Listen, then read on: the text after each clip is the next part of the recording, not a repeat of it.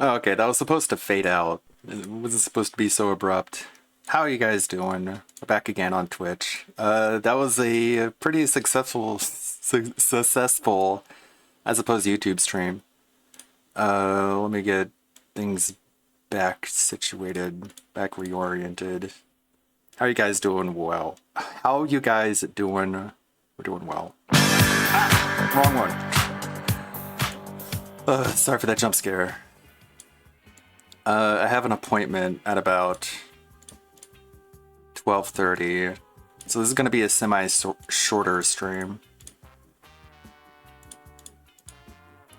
We hit the goal for our Extra Life charity, thanks to Riohan and Lime.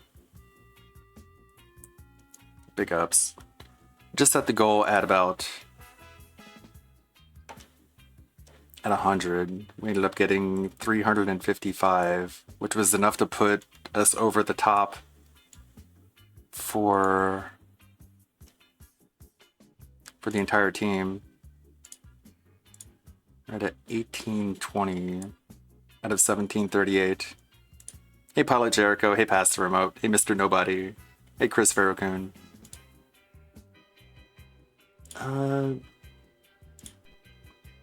The sound command's working. I didn't hear that one.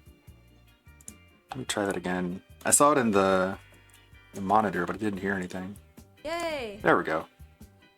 Must not have had the sound device set right. Put our dancing tallies back. But of course, just because we hit the goal doesn't mean people can't still add to it. But I will take it off the screen though. Let's see. Pretty successful, if I might say so. 1820 out of 1738. What is the team at? Marked 1 is at 770. Tevin is at 534. Me at 355. Serpent Hunter at 10111. Swollen Dingus at 40, and Late at 20. We got Past the Remote, and we got Your Beliefs. Not bad. I'm sure Tevin and Marked 1 will bring a lot more. Who knows if we might hit the same amount that we got last year. Again, this was kind of a very abrupt thing.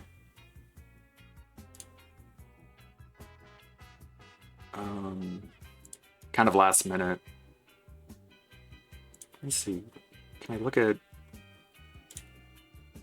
Yeah. Let's see, look back at the previous year.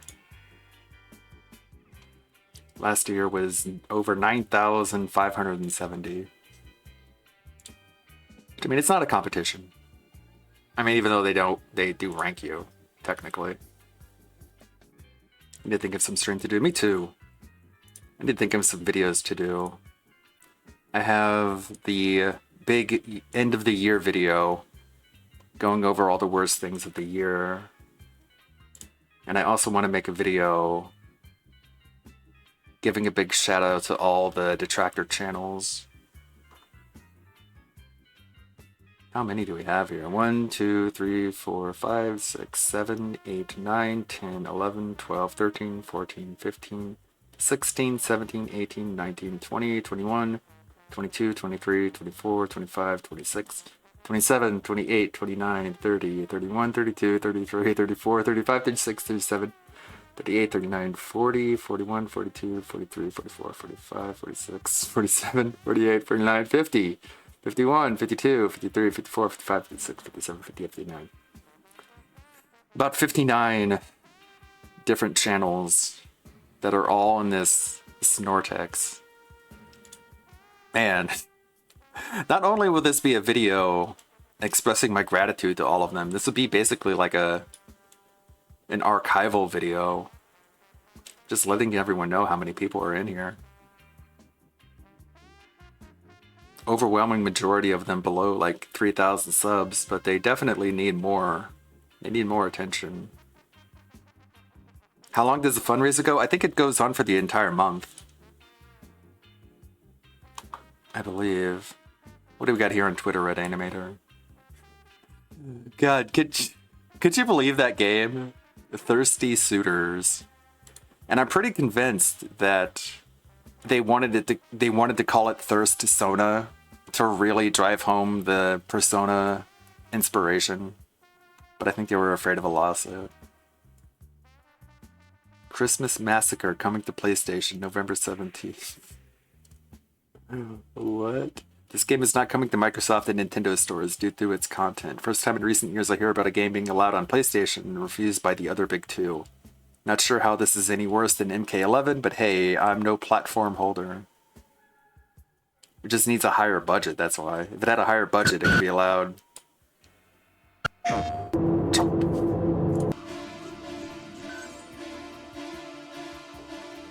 You have to kill Larry.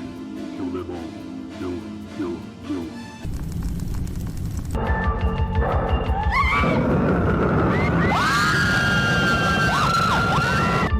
Wow. Maybe I can see why.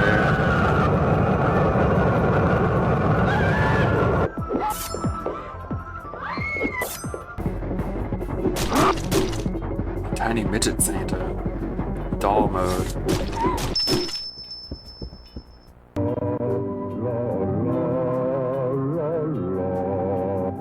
I mean, a lot of it has to do with context. To be fair, in Mortal Kombat 11, you're not like going into people's homes and killing them. It's like an organized tournament match where everyone knows what they're getting themselves into. Presumably.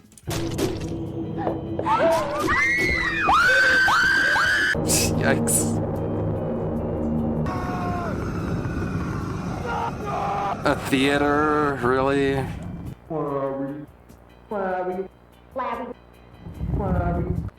Welcome to training, Larry. Here you will learn how to kill without being caught. I don't know. Is that a must play? What the fuck is even happening? Also, didn't Nintendo...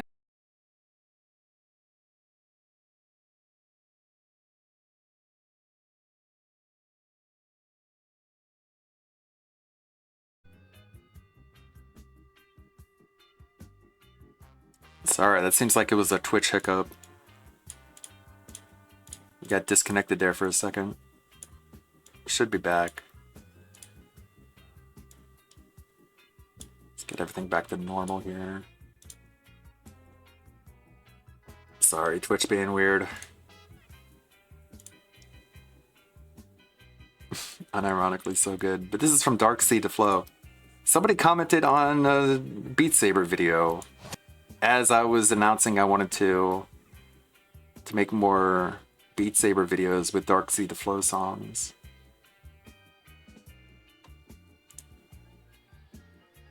I should do that. Is Ludwig a V Magic Mirror character? No, the program I'm using is VTube Studio. This is the one I use it. It's the program I use. I use that for the 2D, and I use VC Face for the 3D. Let's see, does our spin wheel work? Let's see if the spin wheel... Yeah, the spin wheel decided to work today.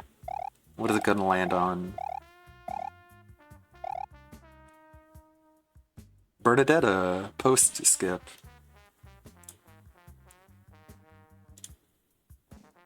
I'm getting a lot of them back. I think we're like 90% of the way to getting all the costumes back.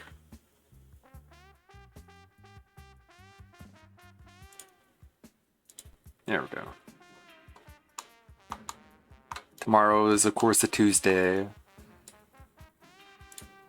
Do more VTuber costumes. Alright, let's get caught up on what shenanigans we got here. Let me get rid of this layout, duplicated.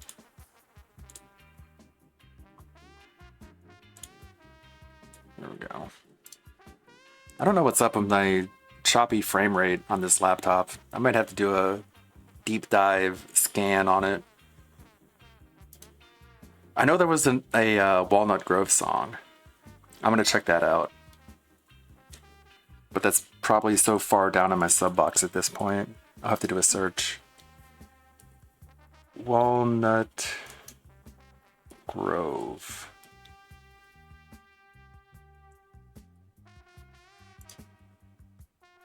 It's called Boglum Juice. Let's take a listen. Yeah, most people would be like, wait, you put Monster, jalapenos, and carrots?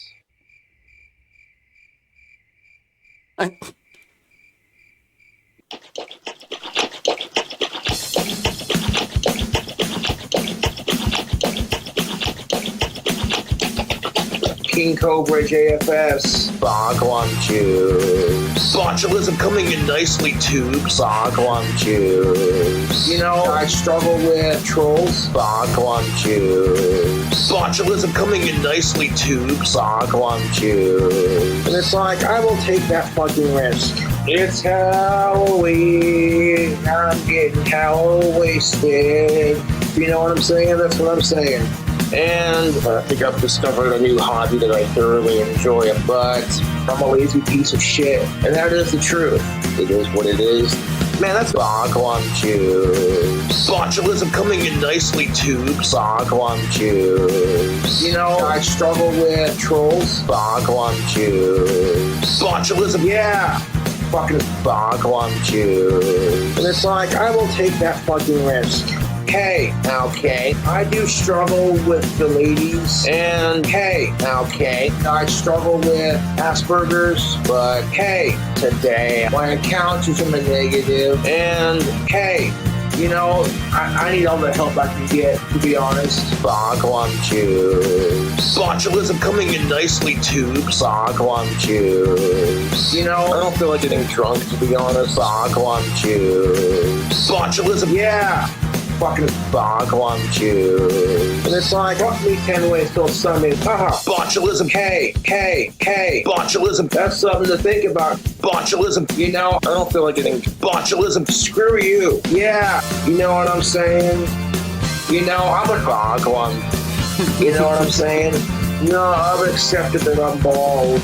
Bogwam juice. Botulism coming in nicely tubes. Bogwam juice. You know, I struggle with my account. Bogwam juice. Botulism. Yeah. Fucking Bogwam juice. And it's like, I will take that fucking risk. He's gonna take that risk. He's gonna do it for the fans. Okay, so what was... Wait. Am I on the right channel? Yeah, it should be.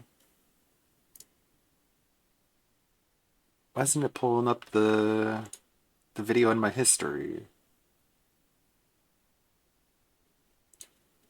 I'm logged in the right account. Nope, this one, yeah. Let me take a look at this. Alright, so I believe this is going to be our epilogue now. I think it's never mind that. Chapter 7 epilogue. Gonna have to update my, Hey guys, so I'm here, but if you could just bear with me.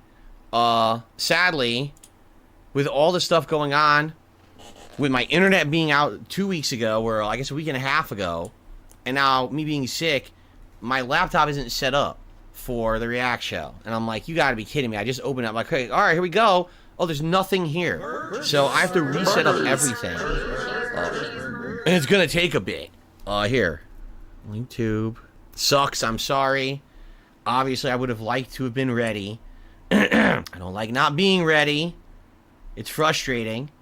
I thought that everything was set up, ready to go. I go to do it. Oh, nothing here. But you're a doctor. It's your job to heal people. How can you just let her die? Please, calm down. So here we go, and I gotta do the videos open, then I gotta get the channel page open, the chat open, the contributions page open. It all normally would be here, but no, everything's all screwed up. Everything had to be messed up these last couple of weeks. I mean, I really hope we can get back into the swing of things now, the regular swing of things, because it sucks being out of the regular rhythm. When you're in a rhythm that works, you don't want to be thrown out of your rhythm. Yeah, where's my plugins? Especially when you've got established I'm logged in. Why is it telling me to log in via a completely different way? Doesn't make any fucking sense. Hold on. Hold on. The whole thing is logged out for no fucking reason. I don't even know if this is gonna work. Because this used to log in via... I have no idea what's having me redo all this shit. This is so dumb. All this got fucked up when the internet got fucked up. It redid all my shit. It's not that hard, Phil. It's just a stream key. Log into your account with OBS and point it to the assigned stream. And then we were gonna do Thank you for the follow.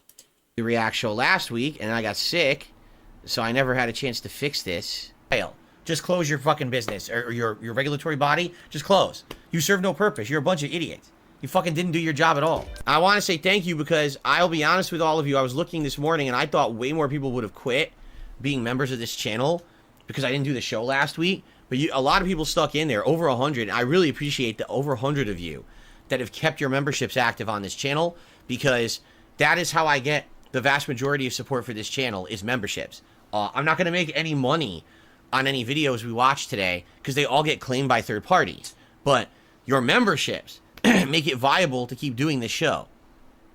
So thank you to those who have become members, who are keeping your memberships. I appreciate that very, very much. Thank you.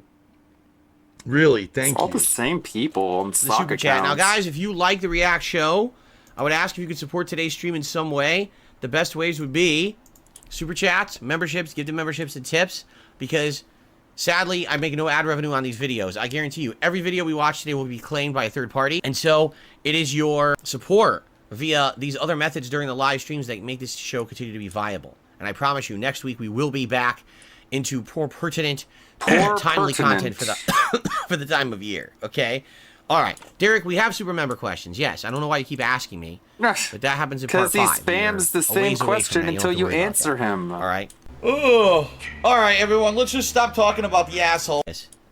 One of the areas that I have real concern about, just because I hear about it so often, and it wasn't an issue when I was growing up, is a lot of young guys in particular approach me because they're, based on the questions I'm getting, they're watching a lot of really intense pornography. Pornography creates a strong dopamine rush. These are very primitive pathways that in some ways can overwhelm the dopamine system. So a lot of young guys are getting all this arousal from watching other people have and sex. welcome. And then they're in the real world scenario, camera's and it's on. like, wait, you're no longer third camera's been on person. the whole time, huh? You're actually in I don't this even know. scene, and it's completely collapsing them. I You don't know, know it's, what the line okay, is. this is an interesting but line of discussion, and here's why. Oh no! Right? We live in a world now where everything's virtual. Everything's online, no. right? Literally everything, every experience you have in life can be done online. I just experienced this past week where my wife and I are so sick, and we ordered all of our weekly groceries and things online. We've never done that before, but it's possible. How many times have you ordered DoorDash? Come on, it's not that different. Just because you ordered more food, it doesn't make it any different. You can literally do just everything online now. Everything can be this way. And we've talked about how in the last decade, there's been situations where you got people, a guy in Japan, didn't he marry like an AI avatar or something crazy like that, right? So if your whole life can be online virtual, What, did he marry Miku? then is that hurting the human experience to the point where now people have so much that's on demand at your fingertips over the internet that the in-life experience Oh, is that's so Bearded Knight says Derek didn't say anything during this segment. How interesting. is now being missed? That people don't even know how to handle real-life situations like love.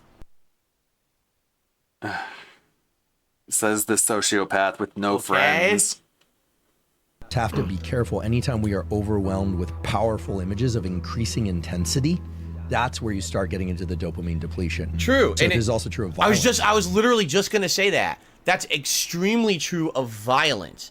That as you watch more violent content as you get older, you get desensitized to violence. And it could be the same not the thing for everything, for subject. sexual content, violent content, any kind of this content. The more extreme you see, that rush of, oh my God, look at the extreme, goes away, and it becomes more, you're desensitized to everything. Do that, ever. anymore. You know, why would I do that? Especially anywhere near work equipment. That was a really stupid low time in my life, as I told you guys many times. That was like a really, really low time in my life. I was depressed, and it was a really dumb thing that I did, and I got caught out doing it. Essentially, for that to happen again, it had to be intentional. In which case, yeah, that would be the end of my career. So it's not happening again. Now, knowing what we know about testosterone, He has and no all these career. things, and ask, what is pornography doing to the brain? Well, first of all, it's triggering the release of dopamine, and in the short term, testosterone, by the observation of sex, not actually engaging in human contact. Right. It should come as no Right. surprise that a lot of these people have trouble with romantic interactions when they do. That's happen. right. Because now you've Because been exactly. I was just gonna say, wow, right in line what I was gonna say. Conditioning. You've conditioned What your the fuck? mind to think. The guy was following his train of thought, and DSP is like, yeah, exactly. That's exactly what I was going to say. It's like, no, that's exactly what he was going to say, and you're listening to him trying to get ahead of him, you stupid idiot. That the virtual is the meaningful real thing. So then when you're actually presented with the real thing that you were supposed to be having all along, there's no reaction. Uh-huh. That's what is he was this? saying. You Right? didn't have to Brain pause it. conditioned You can't to handle respond it. to those. Moron. Pornography is a serious Dipshit. issue. Their drug use. That's exactly how people talk about alcohol use. That's exactly how people talk about gambling. You imagine this high, but the high doesn't show up, and that's you're dopamine depleted. Nah. You need to take some time away from it, and then come back, and then you can enjoy it again. Now, with That's exactly how it used to feel to me when it in regards to competitive Street Fighter. Like, What? there were times when I absolutely loved playing competitive Street Fighter. I got that rush of competition and the feeling of accomplishment when you have a tough match and you win it. But if I played too much, I get burnt out. Oh, God, gross. Excuse me. No. And it didn't matter how much I played. It didn't matter how much I traveled, how well I did or didn't do. I didn't get that level of feeling of achievement or fun back anymore. And what it was dopamine. Is the dopamine would be depleted. And what I would actually do sometimes, I would step away for competitive Street Fighter for weeks to months at a time, and then say, okay, later this year I'll get back into it again. And then I would start going back to arcades, and I would start playing with my friends again. I would start traveling again, and all of a sudden I would get that rush back again, that feeling of accomplishment and challenge, the dopamine level. No. So and everything, it's exactly the same. You gotta wonder What? how those things have changed. When you at any moment now can boot up a competitive game, a first-person shooter, What? or a Street Fighter game, and you could just play it online and just play, right? And you're playing people from all over the globe. Did it completely destroy the whole meaning of competition anymore? No, Is there no more because feeling there's of still- accomplishment, of worth, of achievement? Where's that? What the fuck, dude? To make this sort of equivalency is so stupid. Dopamine when Dopamine. it's not like, oh, I had to save up money, I had to practice for weeks on end, I finally went to the tournament, I played against people in this tournament I never played before, I beat them all and I won. I feel great. It was a great accomplishment. Now it's like every day you just turn on your computer, your fucking computer, you turn on your console, you just play people and Does he think this is the unique element that he adds to these discussions? Is like, well, I nobody else can talk about how they played competitive Street Fighter. So me talking about competitive Street Fighter, that's my special unique input into these sorts of discussions. It's like DSP, they're talking about masturbation, something that has no inherent value to it. There's no masturbation competition like there is with competitive Street Fighter. This is like, it's like trying to draw an equivalence between being like an Olympic track runner. It's like, yeah, you're an Olympic track runner, but like, aren't you just doing it for the dopamine high? It's like, no, they're doing it because it's part of the competition. who cares, right? Right?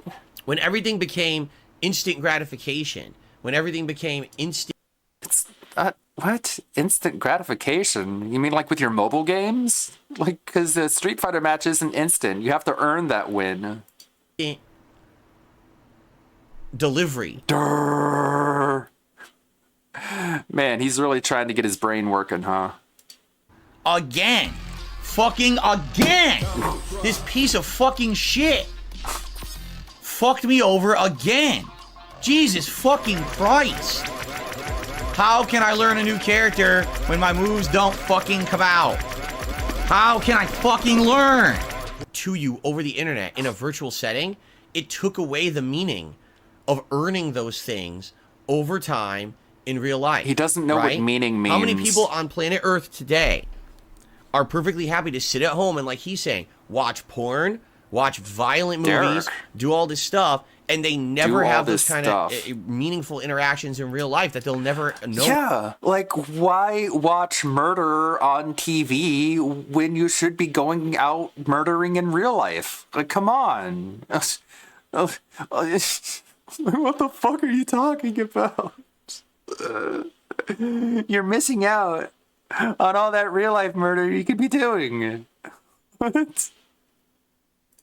What it is to work a sport and win at a sport and feel that meaning of accomplishment, to have a meaningful relationship, with actual love and interaction with someone, and having that intercourse in real life that's meaningful. None of that matters to them because they've already had the virtual. It's sad. It's sad, and I think it is. It's sad. It's a situation where it's sad that people are getting out their violent impulses from violent video games instead of in real life. What the fuck are you talking about? What? What is this? What the hell is this? Technology advances at such a rapid pace that as a human race, we don't sit there and evaluate it from the perspective of should we? Not can we, but should we? Can we deliver all these things virtually? Should we? Because is it... Yes, if you can get your groceries delivered when you're complaining about how you don't have any time to do anything else and you don't know how to do anything. Whoa, bro, I wish I could throw this nigga through drywall. And you say you're not spending enough time with your significant other and you wish you had more time. Yes, you should get your groceries delivered. This isn't a difficult question. Is it destroying the experience that it is to be a human, right? No. To go to a grocery store is not what it means to be a human. It's just as human to get your groceries delivered to you. You DoorDash addict. Are we losing the meaningfulness of life? The meaningfulness. When everything is online virtual. Where is the dope? He doesn't even have a statement to make. Like, he doesn't even reach a conclusion. He's just like, is this right? Or is it wrong? Is it? Nobody's asking these questions, right? Is it this or is it that? I mean, where is the meaning? You know what I mean? Of earning something that's an accomplishment, that's a reward, that it's. God, King Cobra is better at reacting than this. No, it's just instant and it's virtual and it's right now. Oh wait, what? People are saying you need what? People are saying you needed to be human? What? Oh my god. Guy who gets DoorDash all the time instead of cooking is complaining about how everything is instant. And somehow that is not what it means to be a human. And it's not meaningful. He really doesn't know how to react to these, does he? Like, it's a discussion of masturbation, and he makes it about Street Fighter and food delivery. I guess because he can't talk about anything else, huh? Because it's all he knows. God damn it. Is that going to, like, ban me off of YouTube if I don't...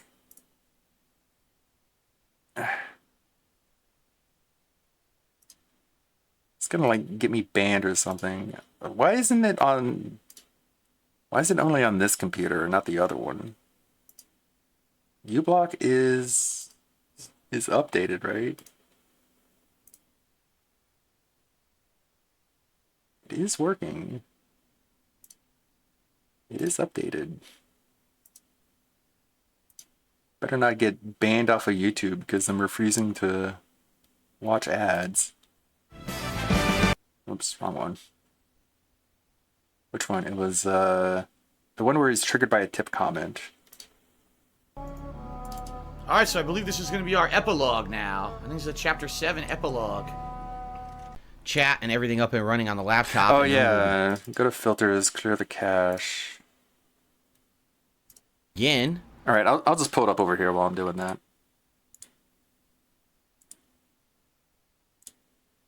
No, it's not Firefox. It's Chrome. So I believe this is going to be our epilogue now. I think this is a chapter 7 epilogue. Chat and everything up and running on the laptop, and then we will begin and relax for a little bit together before wow, excuse me. No. Sorry about that. No, you're not. You think it's funny. Ugh. And that gets to $6 in tips, ignoring the stupid tip from earlier. Okay. If you want to... Just because you don't like the message doesn't mean you shouldn't add the total to the number, because what the fuck does that hurt? It just hurts your audience who think you're not near the goal. It's hilarious. It's called revisionist history. Why am I ignoring it? The person who's going to argue with me about my panel at MagFest 2012.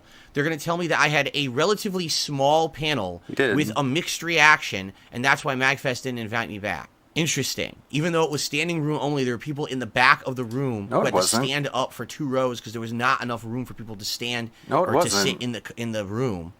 Dude, we see the video. There were so many empty seats in that room. You're just making shit up. And there were people waiting outside of the room for an hour before we started. That was a relatively small panel, idiot. I'm sure other clippers have shown the video from the panel. Like, it wasn't a full packed room. But I don't know who he thinks he can lie to about this. Nobody's convinced. Blank already. Already you're making videos about this. Like, why watch murder on TV when you should be going out murdering in real life? Like, come on. Thanks. You got me. Appreciated. I think Mr. Stuff made a video showing the crowd. Yeah, there it is. It's the $6 in tips, ignoring the stupid tip from earlier. Okay. If you want to know, it's hilarious. It's called revisionist history. Why am I ignoring it? The person who's going to argue with me about my panel Nobody's at standing. MagFest 2012. Look at all the empty seats in the back, too. I had a relatively small panel with a mixed reaction, and that's why MagFest didn't invite me back.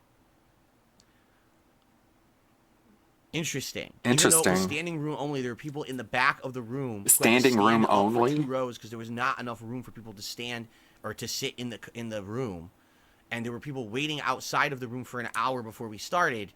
That was a relatively. They were waiting before you started because you didn't start, and the doors were closed, and they couldn't get in. That's why they were waiting. It wasn't because they couldn't fit in the room. It's because you didn't even begin. Small panel. Idiot. That's why I ignored stupidity. Just Idiot. So you know. But Stupidity. It's called revisionist history. It's when people like you, everyone believes you, and everyone likes you, and will say good things about you. And when idiots on the internet hate you, they will literally do anything they can to discredit every single positive thing. He literally just said that if people like you, he can lie to them. Like, he literally just said that. He just said, if people like me, they believe everything I say. Wow. That's the nature of the beast, man. That's how this works. That's how this all works. Holy shit, Phil. Idiot. That's why I ignored stupidity, just so you know. But it's called revisionist history. It's when people like you, everyone believes you, and everyone... When everyone likes you, everyone believes you. That's what he misses. He misses the ability to just pignatize people. That's why he does it so much on his stream. Likes you, and will say good things about you. And when idiots on the internet hate you, they hate you because they're idiots. They don't hate you for any other reason. It's just because they're stupid. Right, sure, buddy.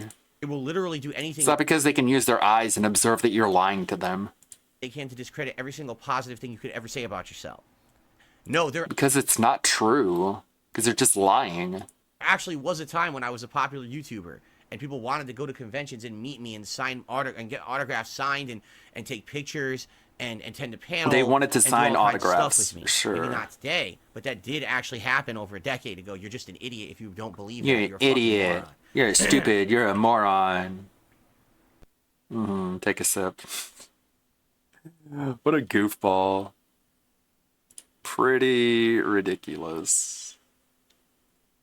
Thank you, Mr. Stuff, for correcting the record. As if people didn't know. Okay, I cleared the cache and updated uBlock, so I shouldn't be getting that pop-up anymore, hopefully. Hopefully my channel should be in good standing. Let's give Snorpernell a watch. We haven't watched him in a while. Save the pig! I mean, him, I don't know.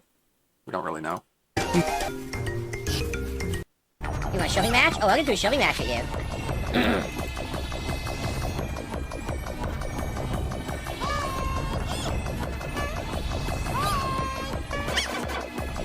Wow.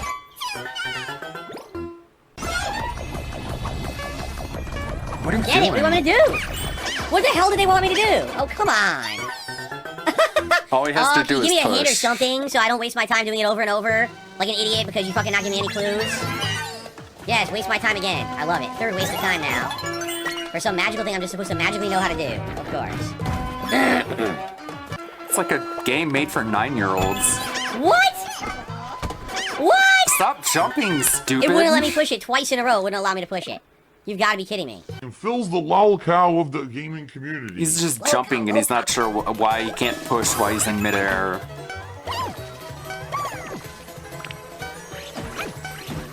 Why can't I kill it? How do I pop that bloom? I mean,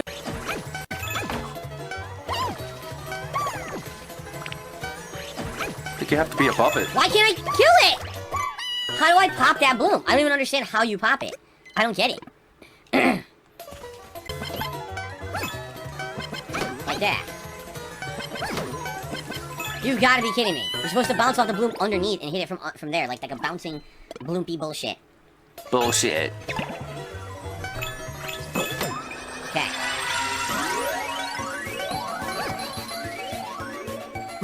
What? Lol. Why didn't she go up? I pressed up and she went right off the edge as if I never pressed up. Am I expected to jump and not hold up? What a moron. This is gonna suck. This is the beginning of the stage, so you know the rest of the stage is just gonna get more annoying.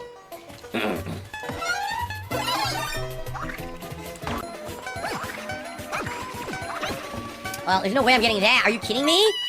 How are you supposed to get that coin? There's no way you would even know that was coming. There is no way you would know that coin was coming. Tell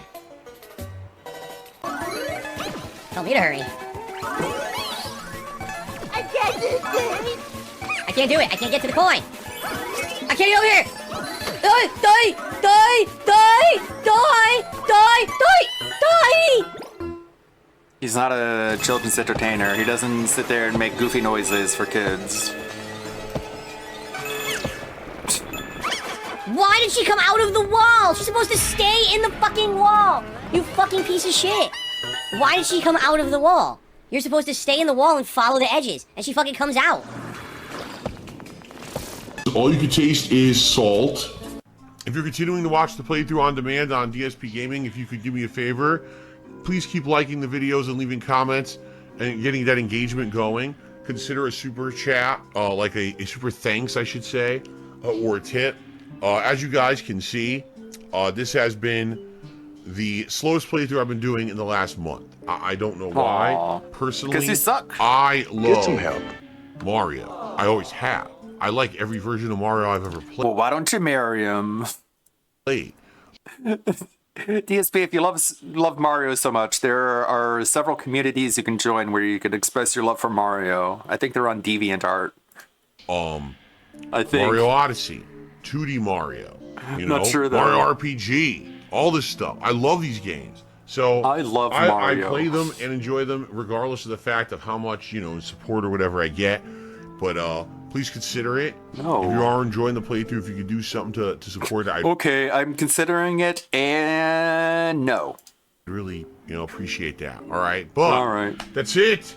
In addition, for some reason, this is still the slowest, least supported stream I do. I don't know why. I love Mario. I'm not going to stop with this playthrough. I absolutely, enjoy 2D Mario, 3D Mario, no matter what it is. But whenever I play a Mario game like this, for whatever reason, it just doesn't get that level of engagement and support like other games. I guess do. no one cares about Mario anymore. I don't get it, but I can't really change that, Mario is a great series. I love it. I grew up playing it. I want to keep playing these games, and I'm going to, regardless of this issue. Tips have been great. we're still really slow in regard of like memberships and super chats.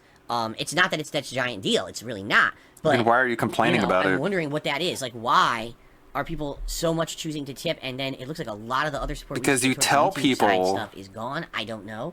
I'm not complaining again. It was a great Yes, days. you These days have are. all overall been great support days, but I'm hoping it doesn't become a pattern now where we're not getting as much support on YouTube anymore for whatever reason. You know, I know people love memberships. They love getting all those benefits. This month we're gonna have a big event, the Adpocalypse, and people getting priority to get their nominations of ads watched on the show and stuff. I know they love that kind of stuff, and you know, hopefully I it doesn't go know by the that they wayside for love whatever it. reason. You know, but You love it. But it is what it is. Can't control it is stuff what like it that, is. Right? Wow. They're sucking money from people, What a manipulating people. great Obviously, it's terrible. You observation. shouldn't do this. I'm an evil bastard.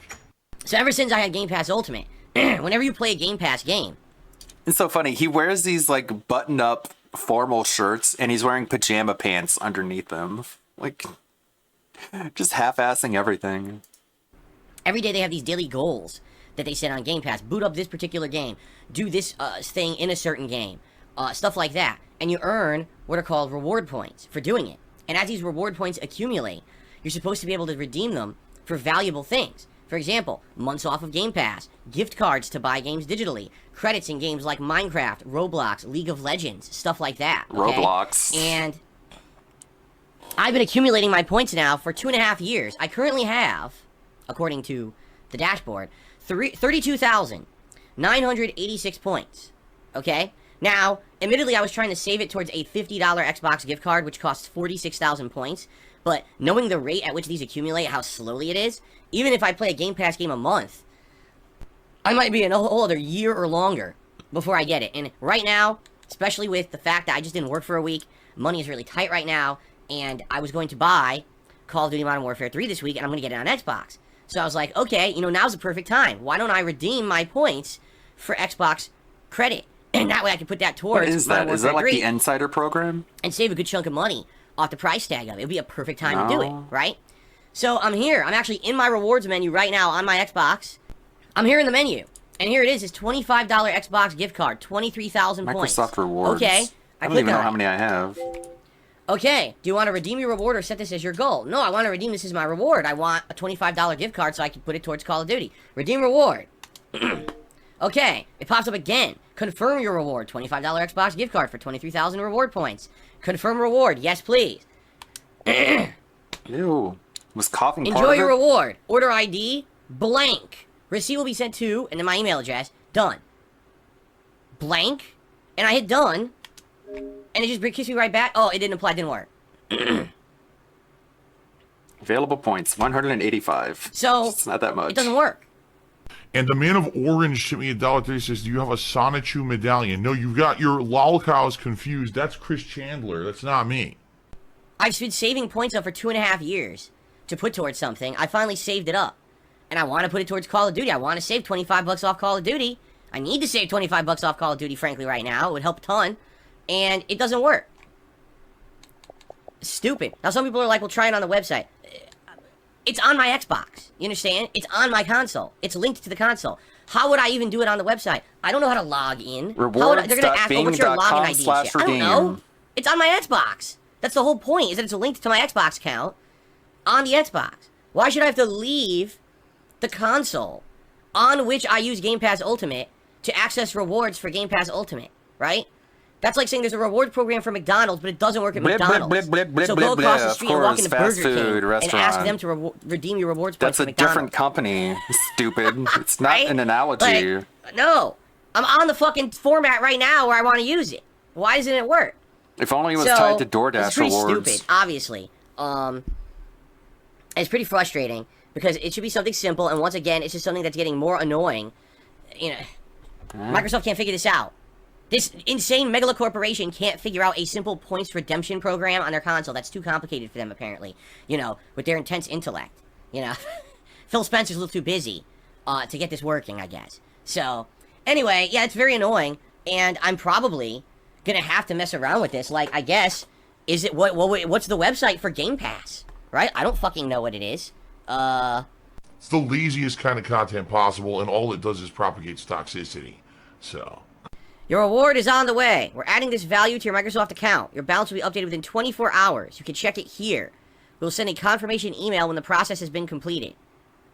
How many minutes did we just spend on that? That was about, I want to argue, that's about 15 minutes so far my day wasted to redeem my points. Oh my god, he's drinking sperm? If it worked. If it worked. And one way that we can test it is now I can actually go into something as if I'm going to pre-order. Right? Oh, the points are missing from my dashboard. So if it didn't work, they robbed me of my points and did not give me the credit. Let's do Modern Warfare 3. Here it is. Show in the store. Yikes. Pre-order for $70. What an insane ripoff. Well, you're buying it. So there it is. And if I were to hit pre-order...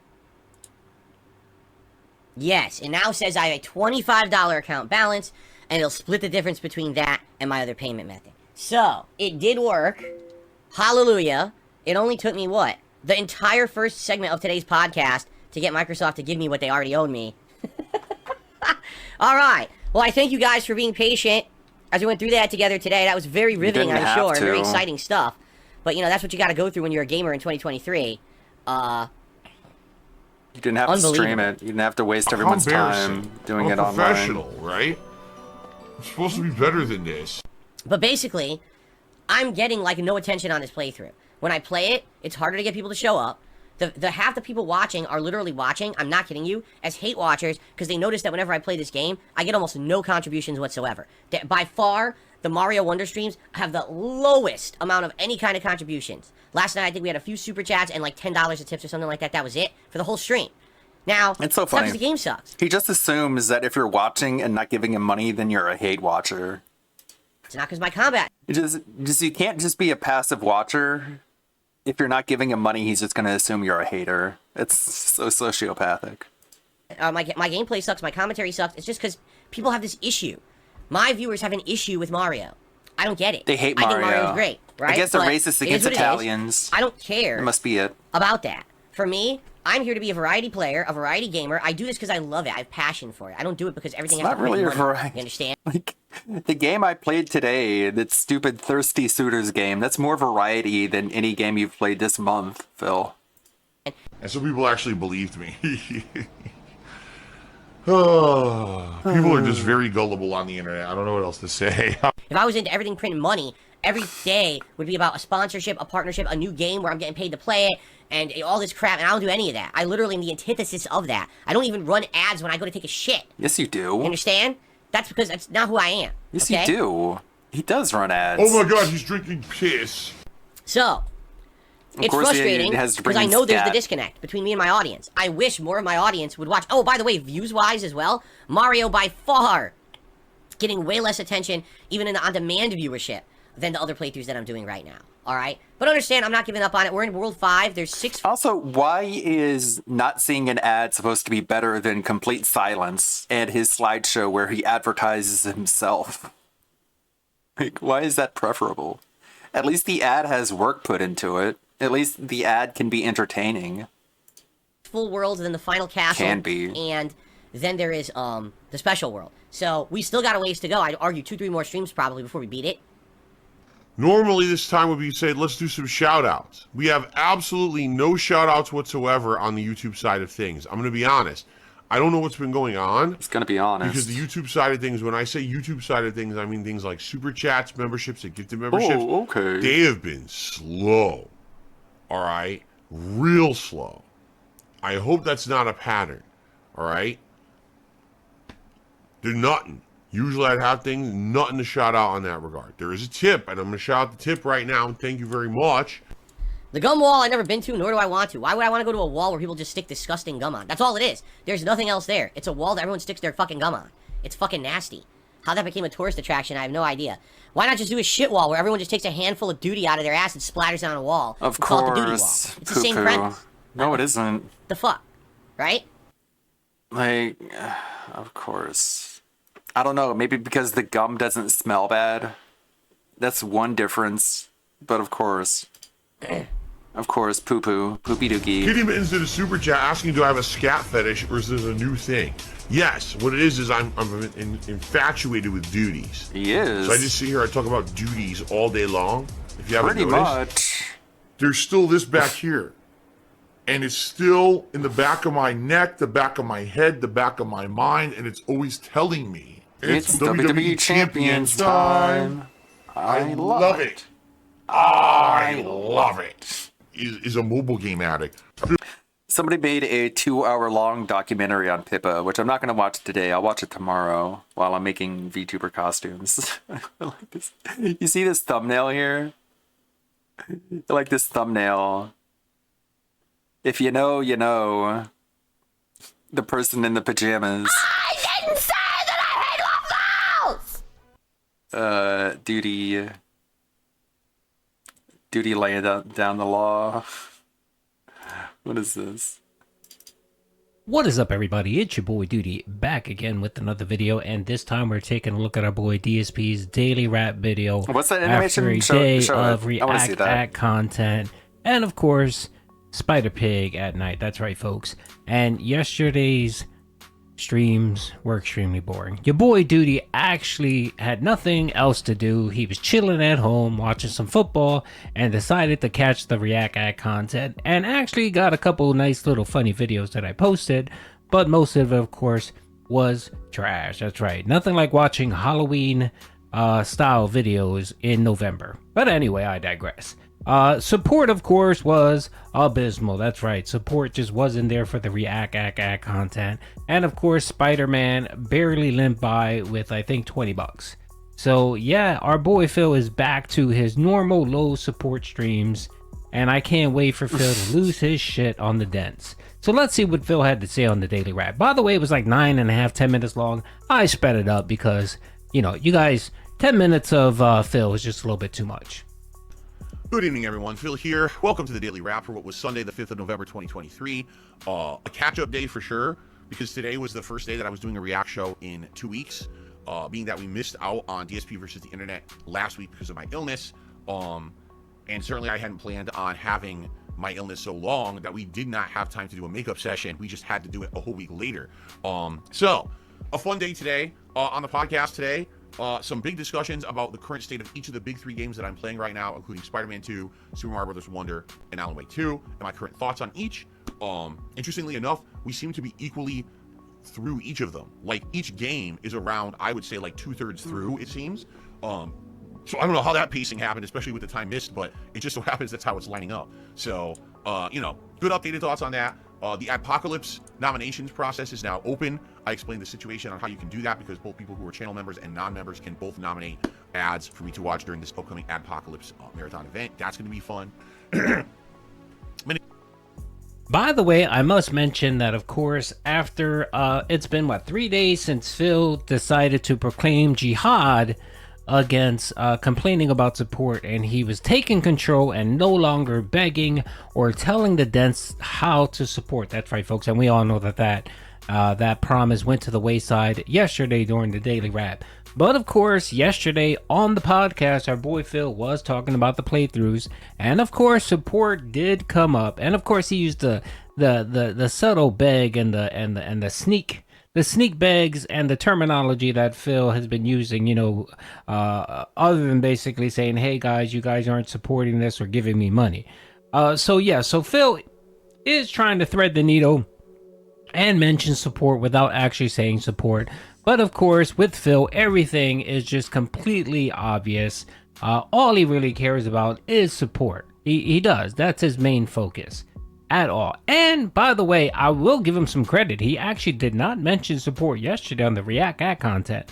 And we all know that React content just brings no cash and no views and no money whatsoever for Phil. So he did manage to compose himself. I was surprisingly shocked. And last night during Spider-Man, where he received, I think, 20 bucks, Phil also maintained his composure. But of course, with Phil, we know that won't last. It'll just continue building up, especially being that the dents will not continue supporting. They'll still keep giving him his 50 or 60 bucks in tips, a couple super chats, no memberships. and Phil will eventually fucking lose it on the dents, and we'll get another big apocalypse short video or video telling everyone about the emergency. And don't forget, folks, the two big bills are coming up, so we can hear the two big bills will be creeping into the discussion probably today or tomorrow on the podcast. The other things discussed as well, health updates and things like that of various different levels. And all day today, still kind of have to still blow my nose, clear my throat. It's going to be for a while, because a lot of people are like, geez, you're still doing it. You've been streaming all week. When's this going to go away? It's not. This sickness was very bad. And even though I'm ignoring the symptoms essentially to stream, they're still there. I still have a tickle in my throat all day from, gross yuckiness, and still got this stuff in my nostrils. And, it is what it is. It's going to go away slowly, right? So, thank you to those who were here live today. I appreciate those kind of putting up with it. Same thing if you're watching the videos on demand. It's certainly not, it's not ideal, but I'm pushing through it. So, on today's React show over on DSP React, it was all about getting caught up and essentially the final taste of horror-themed Halloween content that was lingering from October. Like, a lot of nominations today were definitely horror-themed for the finale, which was supposed to be last weekend. It actually wasn't that bad, and what I mean by that is we all were looking forward to the Halloween marathon, and we all felt like the Halloween marathon was going to be the big horror push and finale for the month, and then it didn't happen, right? So to actually have the DSP versus the internet stream today that was horror themed was actually fun for me, because it allowed me to have that final piece of horror before we now move into the holiday season. Now what's it going to be about? Well, American Thanksgiving, which is all about food, and then Black Friday. It's not all about commercialism. food. You fucking gluttonous pig. It's all about food. No, it's all about gratitude, you stupid asshole. It's Foodsgiving. I hate you. You're so terrible. DSP versus the internet stream today that was horror themed was actually stupid fun fat for fuck. me, because it allowed me to have that final taste of horror before we now move into the holiday season. Now what's it going to be about? Well, American Thanksgiving, which is all about food. It's all about food. Black Friday, which is all about commercialism and shopping. American Thanksgiving, as opposed to Brazilian Thanksgiving, which is an entirely different day that includes entirely different foods. Just say Thanksgiving, you stupid asshole. A completely different 180 from Halloween. And I want to say thank you to everyone who was patient. I understand a lot of people were upset that I couldn't do the React show last week, but now we got our final taste of horror in there, and I'm sorry that we didn't do a makeup show. There was no way to do it. I lost so many days of work. There just wasn't time to organize a makeup React show, okay? So, it went well, and 2 of the videos are live. 4 will be going live over the course of the week, 1 a day, as usual on the channel. Of course, as usual, if you are a channel member, you are able to watch the videos right away, because the stream archive is live immediately. By the way, this nonsense about he didn't have any time to do the marathon is lame. It's fucking lame. And I personally don't care about the marathon, because I really don't feel like spending 9 hours of my day watching that boring nonsense. So thank you, Phil. I appreciate for not doing that marathon. But you were hyping it up for almost a month and a half, and you were hoping that would garner tips, support, memberships, as a way of thanking you for doing that marathon, and you didn't do it, which was pretty shitty. And you had people doing extra work for you, like Derich. That's right, Derich actually did a tier list. He probably spent like 1,000 hours working on that shit, even though it's probably crappy as all hell. But he still spent time to do it, and you just simply said, well, I'm sick, I'm sorry, I can't do it. 672 was right. You are a lazy asshole. You are. And I know he came back and tried to clean it up like he was agreeing with you, but the sentiment is true. We all know that you're just a lazy asshole. And I think what ended up happening is you decided to cancel the Halloween stream because you saw that the dents wailed out that first night that you came back. When you came back that night stream and you got about $260, you thought, oh shit, I'm going to get this for the next at least week. People are going to feel sorry for me. They're going to give me money, and I'm going to make even more than I would have if I would have done the Halloween marathon. Because when he does the marathons, the dents shoot their wads, and then that's it. Then support dries up for like another week or 2. So you thought, oh man, I don't have to do the Halloween marathon. I don't have to buy food. I don't have to sit here for 9 hours and entertain these morons, and they're still going to give me money. So I'm going to cancel the Halloween marathon. That's what you did, and you know what? It failed. It failed like always, because what ended up happening is you got that initial support, And what happened the very next stream? It died up. It dried the fuck up. And it's been dry ever since. No one's been wailing out. You got that $100, that $120 stream. And other than that, you've been barely cracking $30 or $40 on your streams, Phil. Barely. And that it's gonna keep going on for the rest of the week. And memberships, that shit's gonna drop under the 300s. It's gonna be back to 380 soon. Unless it is now. I have a feeling it is, and you're just lying about the totals because you feel like you don't want the detractors to talk about it. Yeah, unless OIC comes and saves the day, you're pretty much screwed for that. So you end up taking a gamble, figuring you were gonna get whaled out on you were gonna get whaled out, and you didn't have to do the marathon, and that didn't happen. That didn't happen. You got one stream of good support, and it's just dried up. Nothing else. Nothing else. And you know what? It brings me joy when you allow your laziness to get the best of you because you think that minimum effort equals maximum profit. And you just played yourself, Phil. Interestingly enough, as I was uploading these videos, there's a new feature on YouTube. It is called Members Exclusive Premieres. What this is that basically and a premiere exclusive to members. It's like you don't have to make it sound so complicated. And then it will go live at a future date per a schedule you set for everyone else. So you have the ability now to do an exclusive playthrough or an exclusive video series and have members see it first and have everyone else see it later. That is interesting. That was never possible before. It wasn't anything I even gave a lick of thought to. I think I will discuss this with my viewers tomorrow on the podcast and see what people have to say about it. If anyone has any feedback on that, if you think there's a use for it or you never want to see that, I don't know. Maybe not for game playthroughs. Maybe it could be for some kind of React content or something like that. Maybe for members, my movie reviews go live a day early and then they go live a day later for everyone else, right? So keep it like a members only thing. So now there's more incentive to be a member on the channel because you get to see my movie reviews and TV reviews first. I'm just saying. I gotta think about it. Let's talk about it tomorrow on the podcast, okay? So anyway, React Show. Okay, I love when Phil comes up with ideas for how to milk people out of their money. And he's essentially what he's trying to do is he found a new way of possibly milking people out of memberships. Like, I don't mind memberships. Memberships are fine. I think memberships are perfectly fine. If that's something you want to do, and you want to offer that, for an extra monthly donation, that's perfectly fine. My problem is when if you're doing memberships, that should be above.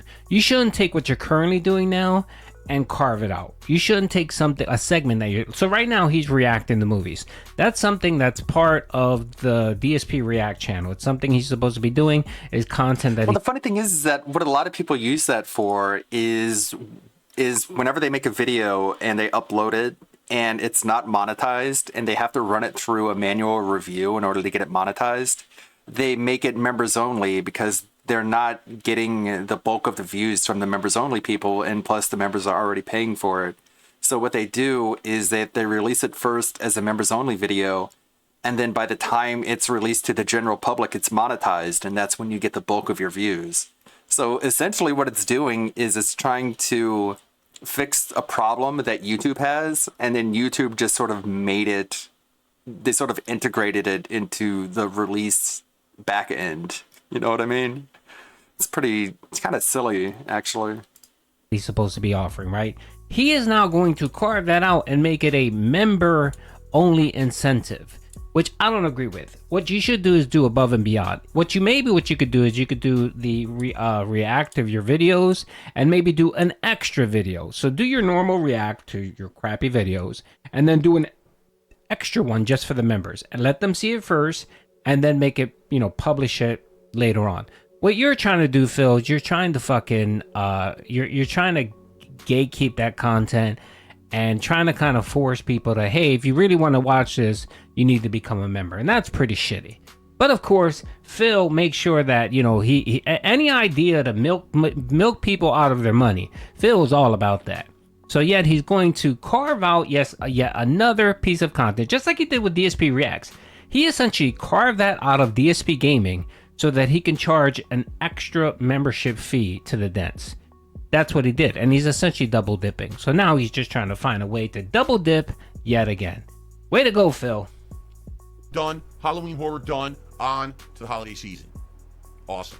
On the late stream tonight, it was Spider-Man 2 continuing on, and we had fun. In fact, tonight, a lot of major story developments. We did at least 2 major story missions tonight starring Peter, which was cool because we got to see some advancement with Peter and now having the symbiote suit. It was cool because there was another major side plot line featuring the Flame, and he got to use the symbiote suit during the Flame mission, which was really neat because there was a boss fight that was made very easy because he had the symbiote suit.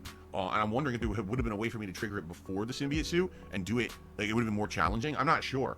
We also did a bunch of Kraven the Hunter bases that appeared on the map. We only have one more segment to do of those, but I kind of got bored of doing it, so I didn't want to do it all in one night. It was good stuff, and let me tell you, I like the symbiote suit a lot in this game. It's the more I hear about Spider-Man 2, the less I want to play it.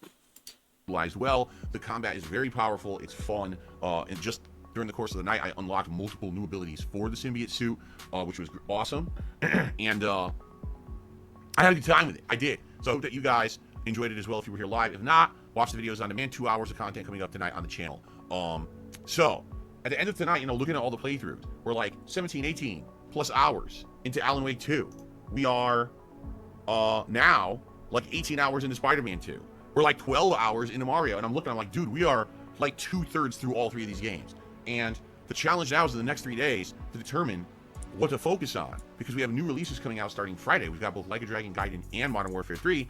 Do I jump into those on Friday? Do I hold off and try to push and finish some of the games that I'm 2/3 through first? It's a tough decision. It's something for us to talk about, not only on the podcast, but also on the streams moving forward for the next 3 days, so we can determine what we want to do and what games we want to play in what order. All right. Speaking of which, tomorrow is set. It's going to be Alan Wake 2 on the daytime stream, and we're going to continue on with the Alan Wake plotline. He's currently entering a movie theater. So supposedly he's supposed to now be going through movies that Tom Zane, one of the main characters of the first game, has written. It's going to be pretty interesting to see movies come to life, I think. So that should be fun on the first stream. And the late stream tomorrow night will be more Super Mario Brothers Wonder. We are in the midst of the 5th world. Likely we're going to wrap up the 5th world and probably even head into the 6th. That seems to be the pacing we've been doing, is every 2 hours we wrap up like a whole world.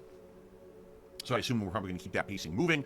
It should be a good day. Now, in addition to that, a couple other odds and ends. Number one, as long as we don't seem to be wrapped up with a bunch of other topics, tomorrow on the podcast, I will begin to look at that suggestions thread in which you all left suggestions over the last month. We'll start to go through them, see what you guys suggest, and see if there's stuff we can utilize for better content in the future, etc. We're not going to implement every suggestion.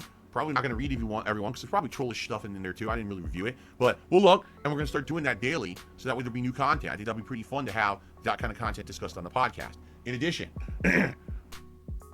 Okay, yeah. I was wondering what happened with that, because I know that I made a video and I offered suggestions to Phil on how to improve his streams and so on, which I'm pretty sure he didn't bother looking at, but I made some very good suggestions. I wasn't trolling, I was being nice, and I made some very concrete suggestions, and it looks like Phil didn't take any of that advice whatsoever, and I'm pretty sure he won't even bring it up. So that should be interesting. It's just going to be him reading comments off and basically saying, well, I can't do that because of this. Well, I can't do that because it costs money. Well, I can't do that because I'm a one-man show. Well, I can't. It's just going to be that nonstop. It's just going to be excuses over and over again. And then something that may require someone else to do work, he might be like, oh yeah, we can implement that. Definitely. That sounds like a great idea. It's going to be utter garbage, and I can't wait to see what Phil has to do. Phil's going to say, and how much work he's going to delegate to the dents. That's right, folks. Anyway, that's the video, folks. Check you guys out on the next one. Peace out. Okay, I'm trying to think of like a quadrant graph here in order to arrange all the detractor channels on. I think down here is clipped, up here is edited, and I think over here is serious, and over here is like joking, like sort of like meme style. So like edited memes would be up here, and like serious clips would be down here. You know what I mean? And we can put all the detractor channels into this quadrant.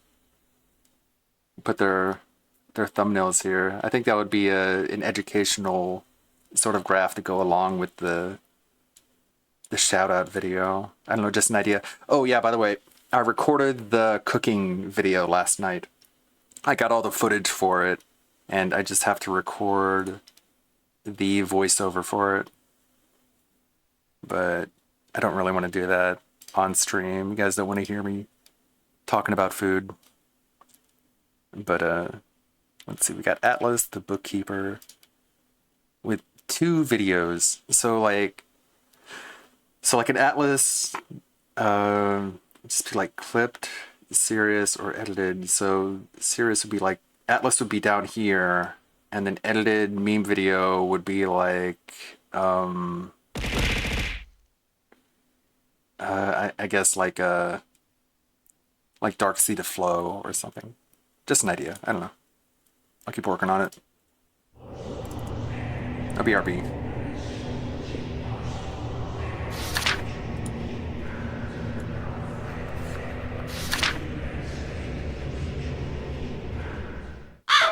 Well, let me tell you something, brother. Snort, snort, snort. Code drip. Snort, snort. I got the drip. Go. Before we start the video, I just want to say, I know that this health update isn't breaking news now, and I'm sure you're all aware that I'm always about a day or two behind DSP, but I still did want to look at it, even though that on the day that I'm actually recording this, which is on a Friday, DSP's first stream back is about to start any minute. But I still wanted to take a look at it and talk about it with you guys. What is up, everyone? Well, Phil here, and this is certainly not exactly the kind of video that I was planning on making this week, but it's a video that I wanted to make for a couple of days, and every single time that I felt that it was time that I could do it, that I could make it, and I could give you guys an update on what's going on with my health, things would just take a turn for the worse again. So what I'm going to do with this video is give you an explanation of what's been going on with me all this week, how sick I've been, how serious it's been, because it's been pretty darn serious, and where I am at right now in the course of my recovery, why I'm still not streaming, and to explain to you what you can expect coming up in the future as a result of all of this, because I know there's a lot of questions from my fans here, like when am I coming back with a stream or whatever, and I'd love to answer that for you. I don't know if I can definitively answer that yet. So we're already off to a terrific start, because not only can he not tell you when he's going to come back, but apparently he was so sick that he couldn't give you video style updates about his health. I just find that very odd, because as somebody who makes videos now, I understand exactly how easy and how difficult it is to just get in front of your camera or get in front of your microphone and make a video that's as simple as, hey guys, I'm still sick, I'm not feeling all that much better, I'm gonna have more information for you soon, and I've been taking my medicine as directed. It's not exactly a strenuous task, and it would have given you some sort of content for your audience to actually watch and maybe even support. But instead you decided to beg through text, which is about as low effort as it gets. It's only one step above just expecting to be paid for actually nothing. Okay, so first of all, I'm actually filming this at 10:38 p.m. on Wednesday, November 1st. The last time I streamed was this weekend, Sunday night, which was what, the 29th? So that is the longest gap in the history of me being an actual streamer that I have not streamed when I had been scheduled to. I have been sick before, and usually I'll take a day or two off at tops if I need it, and then I'll tough through it, I'll fight through it, and I'll come back and I'll stream. Jesus Christ, that snort was horrific. But yeah, what he's saying is true. That's why it was such a big deal when he was gone for so long. That's why every detractor in this sphere had to address it and had to talk about it. Because it really was out of the ordinary for the guy. You know, he doesn't miss an opportunity to beg. And by not having his stream, he is squandering that opportunity, especially when he canceled his Halloween event. I mean, say what you want about the guy, but he's here for his paycheck. He definitely clocks in and out to collect it. He's not clocking in on time, and he's not clocking out any later than he has to, but he definitely shows up. And I'm going to apologize in advance to you guys. I still am really congested. I've still got disgusting cloggage and drippage in my body. I'm going to have to be clearing my nose and snorting and doing things to even talk to you in this video. Please be expecting that. I'm sorry if that's disgusting to you. It's just what's going on right now. If you want to watch this video, you're going to have to tough through it, just like I have for the past many days. Okay? So But Dave, that's really not out of the ordinary. I mean, you snort, cough, and clear your throat into the microphone every single day on stream. It has nothing to do with you being sick. So it's very strange that you would give us this warning, because everybody who watches your content is well aware that this is going to happen and that there's nothing we can do about it, despite people for years telling you that you need to mute your mic. But it especially doesn't make sense in this video why you would have to snort into the microphone and clear your throat. Because while you might be sick, it is an edited video that you can redo. You can always just do another take if you had to snort snort in the mic. But of course, as always, you can't be bothered to take any sort of effort to make your content at least watchable. And I hate to keep saying this, but as somebody who also makes videos, I understand how simple it is to just cut out the bad takes and to redo them. And it's even easier to just cut the snort or the cough out. But of course, like I said, he can't be bothered. He'd rather just make you suffer. You know, the people who are supposed to be paying his 2 big bills? Yeah, just deal with it. Here's what's going on. This last week was a very stressful week for me. My internet was having all kinds of issues. I had an incredibly stressful day out on my day off last week, on Thursday, where I had to run around doing a million appointments, plus get on phone with my ISP about the internet and all of that. You know, came back, and then what happened on Friday? I had to have the tech person come out here and figure out what was going on with my internet and solve it, and then we rushed right into Alan Wake 2. This has been a very, very stressful time of year for me, trying to make everything work and everything with all this other stuff going on at the same time. It's stressful enough trying to juggle all these new releases and plan marathon events and things, but then to have all this other stuff going on at the same time, right? Well, I just want to remind everybody that all of those problems are entirely DSP's fault. He had to deal with the Comcast person on Friday because he refused to deal with it on Thursday, which was his day off. He's the one that schedules all of his own appointments, and he manages to schedule all of them for his only day off of the week because he can't be bothered to wake up earlier and deal with the things before streaming. And it goes without saying that he's his own boss as a YouTube content creator. So he's the only person that's in charge of his gaming schedule and what games he does and doesn't play and when he does and doesn't play them. So he has no one to blame for him trying to juggle all of these games at the same time except for himself. All of the situations that he was dealing with stem from him and the poor decisions that he makes on the daily. But of course he's going to tell us all of this like we're supposed to feel any sort of sympathy for him. So it was my every intention that over this weekend we were going to focus on Alan Wake 2, get back to Spider-Man, do the reaction on Sunday, play some Mario. These decorations were going to be here for a fun Halloween marathon on Tuesday, actually Halloween 2023. I was going to be in costume all day. It was going to be such a great event, right? And he could very much still do the event because, and I don't mean to keep harping on this, he is his own boss. He makes his own schedule. Just because it's technically after Halloween doesn't mean that you can't have a Halloween event. That's the same train of thought as saying that you can't celebrate your birthday if it's not specifically on your birthday. If the time didn't work out for you, if you were unavailable to celebrate the way that you wanted to, you can celebrate it any day you want. And I'm sure your viewers would appreciate you still doing the event. I mean, you already did all the voting. You already bought a costume. Why don't you just do Halloween a couple days late? I almost think that's a better idea anyway. But of course, DSP would rather just scam all of his viewers out of an event. I guess it's really not a scam because they technically didn't pay for it this time. But still, anytime that he says he's gonna do something and he doesn't wind up doing it, it's scam worthy. And then today we were going to start the new month. Brand new background. Look, I didn't have a chance. I haven't even been in this office since Sunday. I literally haven't been in here. Because here's what happened. So after playing Alan Wake 2 for 2 days, loving it, by the way. Amazing game. Cannot wait to play it again. Been dying to play it all freaking week because I love this game so much. When I woke up, well, when I was going to sleep, actually, on Saturday night, I noticed that I was starting to get pain in my throat. And I was really starting to feel under the weather. I'm like, that's not good. That's a bad sign. And I have a react show the next day. I have to talk the whole stream. How am I going to do that? And my throat is all messed up, right? So I wake up in the morning, I realize, yeah, this is the case where I am totally going to be not able to talk for 3 straight hours. And I said, well, here's what we should do. Let's postpone the react show till Monday. Just cancel the whole stream. Let me sleep in and recover. Let me come back that night, do a gameplay stream, which won't be a lot of talking. It's heavy gameplay, Spider-Man 2. And then hopefully recover and be back on Monday, full capacity. Let's get that react show hammered out, and then back to gameplay, and then, you know, the marathon for Halloween on Tuesday and all that. And for those of you that watched the video where I covered some of the community posts that he had made, that's essentially what he said in the post that he was gonna do. So this isn't any new information at all. And so I did that, and it was funny because, you know, my wife had made tuna casserole for dinner on Sunday, and I slept almost the whole day. And I go to eat it, and I start eating, and I realize, number one, I can barely taste it. And number two, I'm just not very hungry. Like, I'm not appetized by it, which is weird. I love my wife's cooking, and I'm eating. I'm like, all right, I'm going to force this down. Let me eat half of it, right? What an odd thing to have to say, that you love your wife's cooking, and then immediately follow it up with, all right, I'm gonna force this thing down. It just seems like a strange thing to say and something that didn't need to be said at all. But of course, you know the guy is the king of wasting your time. And he has to talk about Kat as much as possible to make it look like that she's still there and they're totally not divorced. But that's just a rumor, dude. I don't know. So, I get to the Spider-Man stream, and you guys saw, if you were on that Spider-Man stream, if you've seen the videos, I was not my normal self at all. By the way, I think the lighting is off. Was not my normal self. I was congested. My eyes were burning, like, really badly. and my eyes were watering the whole time. My sinuses were all clogged up.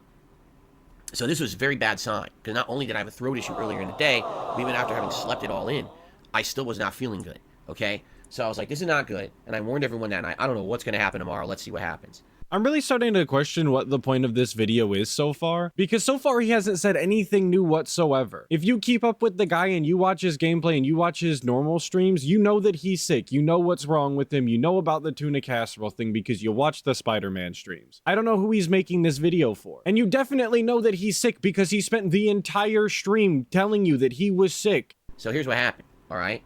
I went to go to sleep, and basically, that night, it was crazy. Like, I was delirious. I couldn't even have like coherent thoughts. When I went to sleep, it was just like my mind was racing all over the place in bed. Like, you know what I mean? Like when you have like fever dreams and stuff, it was bad. I was like all over the place. Time was just like passing at random intervals. Like I would think, okay, I just slept for 5 hours, and I would turn and look at the clock, 5 minutes passed. And I would close my eyes and be like, all right, another 5 minutes passed, and I would turn and 5 hours passed. Like, what the fuck? What is going on? Right? Just crazy.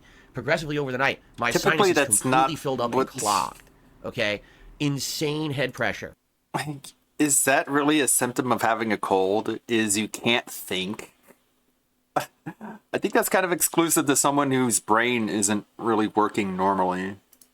Some of the worst I've ever felt in my life started to fill up above my eyes, up into the top of my head, so you could tell it was the entire sinus all the way up and down through my face on both freaking sides. Okay? So it wasn't like, okay, one side is clogged, I need help with that. No, I couldn't breathe. So how do you sleep when you can't breathe, right?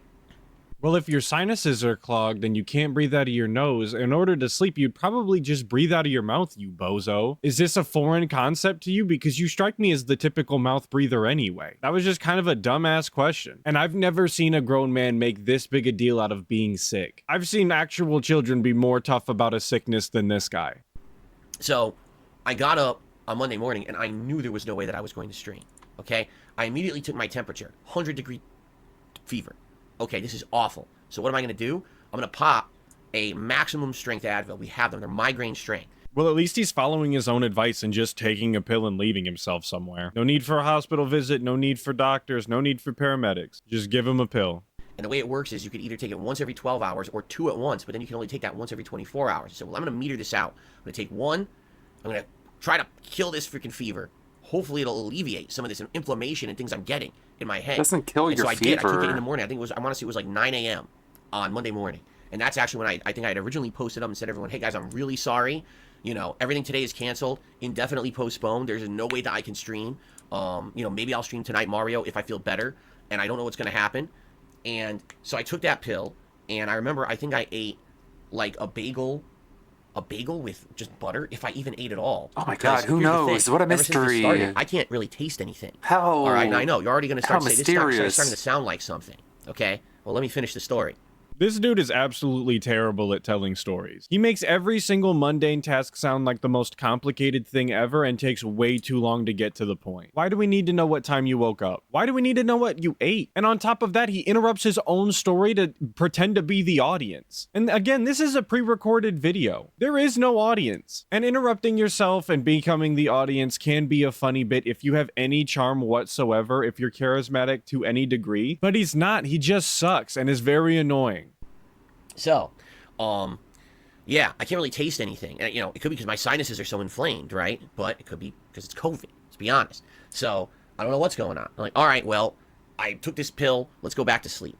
So I did. I went back to sleep. And the good news is this pill, within an hour, because it's so strong, such a strong Advil. He snaps his fingers and he says an hour. It went right back down to normal temperature. But I got the sweats. That means your fever's gone. That's why you're sweating. Is that what that means? What? I thought sweating was a common sign of a fever. Like, sweating itself is a symptom of a fever. So if you're sweating, that does not mean that your fever is gone. It, in fact, means that you do still, in fact, have a fever. Call me ignorant. Say I don't know how to be sick, I guess. But that's just what I always thought. I don't typically get sick. The most I ever get is just slightly congested, and I just sound like trash. But unlike DSP, when I'm congested, I just continue to do the things that I normally do. Especially when it comes to content creation. There is a few videos on my channel right now where I kind of sound horrible because I have congestion.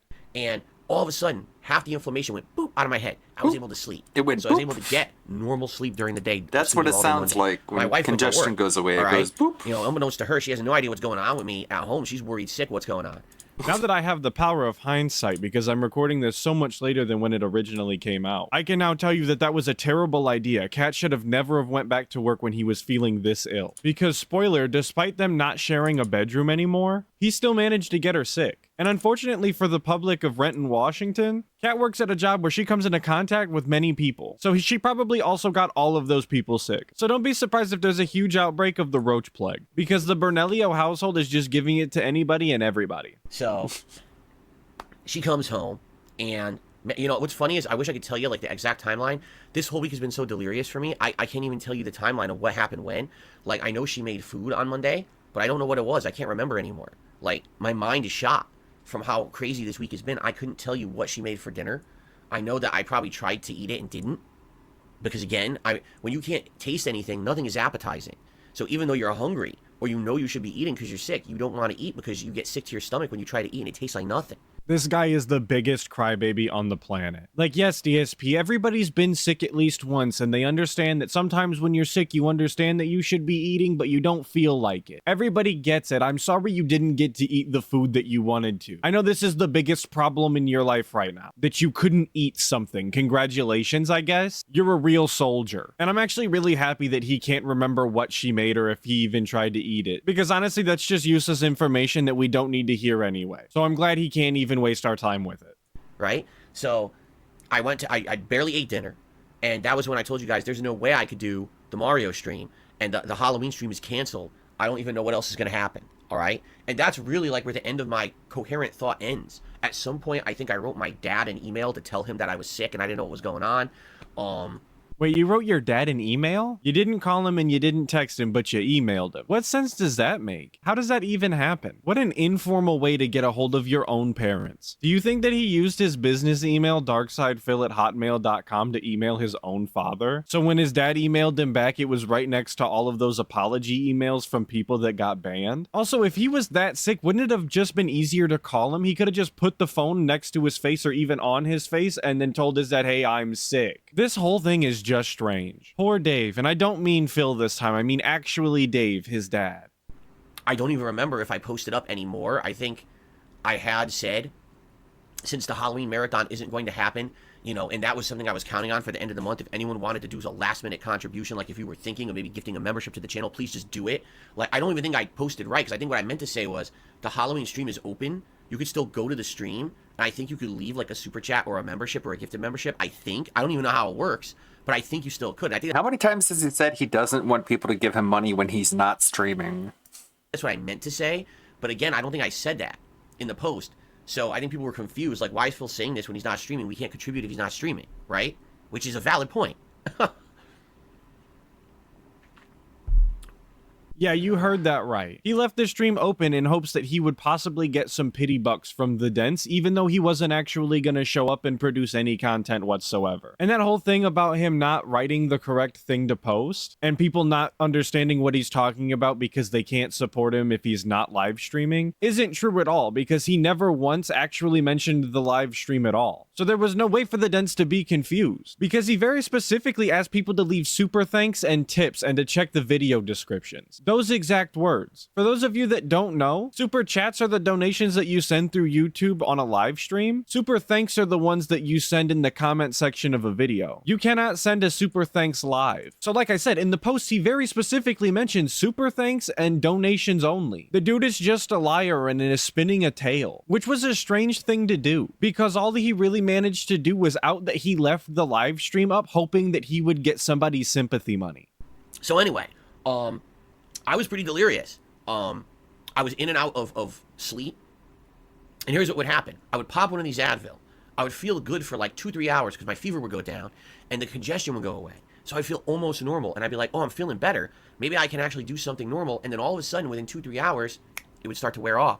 And now all of a sudden, the congestion's coming back. And my delirium is coming back because the head pressure is coming back. And the fever is coming back. And I would feel terrible again. What a weird way to describe it. All day Monday. All delirium. Day Tuesday, and until tonight.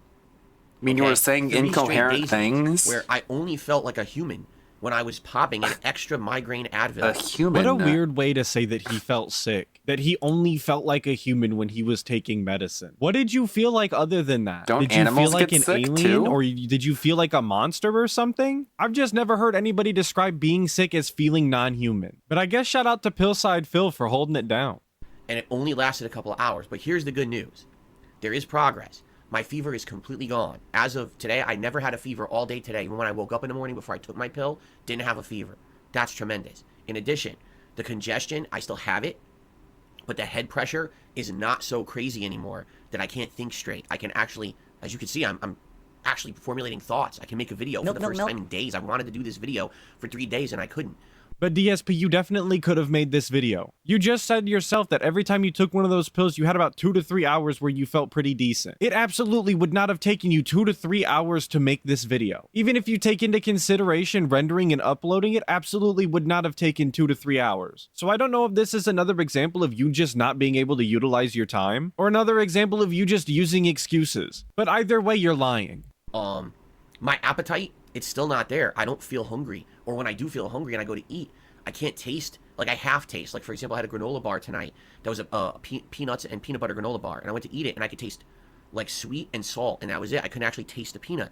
So it's kind of like, oh, okay, it's all right. Then I want to like, eat like a bagel. And the bagel, it made me sick. Because I can't really taste it. It's like I'm eating nothing. It's Really bread. disgusting. Again, this guy's just the biggest baby on the planet. You're sick. You lost your sense of taste. That happens when you're congested because your taste is linked to your smell. And if you can't smell, you taste way less. That totally makes sense. That's part of being sick. And again, I don't know if it's that I've lost my sense of taste or just because my sinuses are not clear. They have not been clear all week.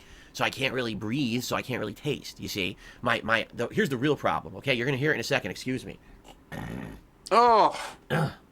I have postnasal drip. I've had it my whole life. It's got the drip going. It's awful. I don't wish it upon anyone. Oh, This wait, dude can't see literally chat, said you're gonna sorry. hear it in a sec and then turned around to do the hardest snort of his whole life, but couldn't be bothered to mute the goddamn microphone. I just can't believe him sometimes. And then to tell us for the 9 millionth time that he has post-nasal drip and it's so terrible, all while he's got his hand over his heart. I just find all of his theater antics really annoying. I don't need to hear you cough and snort to understand that you're sick, dude. I'll just believe you. You don't have to go into the whole post-nasal drip speech. Everyone who's watching this already knows about your post-nasal drip. So Yeah, he's he just doesn't have wasting more new time. viewers. Whenever I have a cold, it makes the cold twice as bad because it just constantly goes.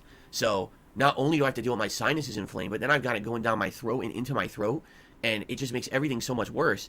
And that could be it too. It could be that it's affecting my sense of taste because between my taste buds and my sinuses is drippage and gross shit. And so because of that, I can't taste either. I don't know. Because I've heard that COVID, a side effect of COVID is you can't taste, okay? So, here's the good news and the bad news, all right? I have good news and bad news for everybody. The good news is, after 3-4 days of this, I do feel better now. Like, I'm actually feeling like tomorrow, Thursday, which is my scheduled day off for the week anyway, November 2nd, by the way, I should be getting back to normal. And what I mean by that is, hopefully, I'll be able to have, like, a normal day where I wake up and I feel hungry and I can eat. I'm going to have some eggs in the morning, and hopefully I can at least half taste the eggs and get some protein in me for once that it feels normal in the morning to have. Oh, thank God. Phil is finally feeling better. I'm so happy. I'm going to be able to rejoice knowing that DSP is going to be able to wake up on his scheduled day off and eat a breakfast that he actually enjoys. And, I'm going to continue to take this Advil because I want to make sure that this head pressure doesn't come back, but I can't take it. I think it said you can't take it more than like 10 days in a row or something like that, then you get sick from the Advil. So I got to make sure within 10 days this is gone anyway. I mean, we're going on day 5 now.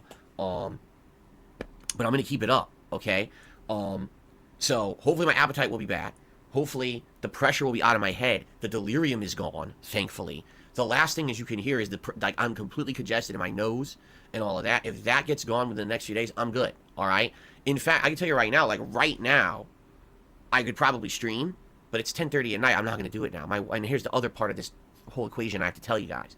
So he just said himself that he's entirely capable of streaming right now, but that he's not going to because it's 10:30 at night. Okay, totally understandable, I get it. By 10:30 at night, I'm tired, if not already in bed. But you'll notice when he was talking about feeling better on his day off, he didn't mention streaming at all during his day off, even though he just had how many days off in a row due to the illness. He had the audacity to beg through community posts. and then canceled not only the React stream, but also the Halloween event, and still can't be bothered to stream on his day off because it's his day off, dude. It just doesn't make any sense to me, especially because he's always begging for money. He's always saying that he's so far behind and he doesn't want to get any further behind and he doesn't want to lose that support. He went out of his way to say that he had an obligation to the React members. He went out of his way to set up the entire Halloween event and canceled all of it and still can't manage to produce any content on a Thursday because it's just his made up arbitrary day off. The guy's just a total bozo.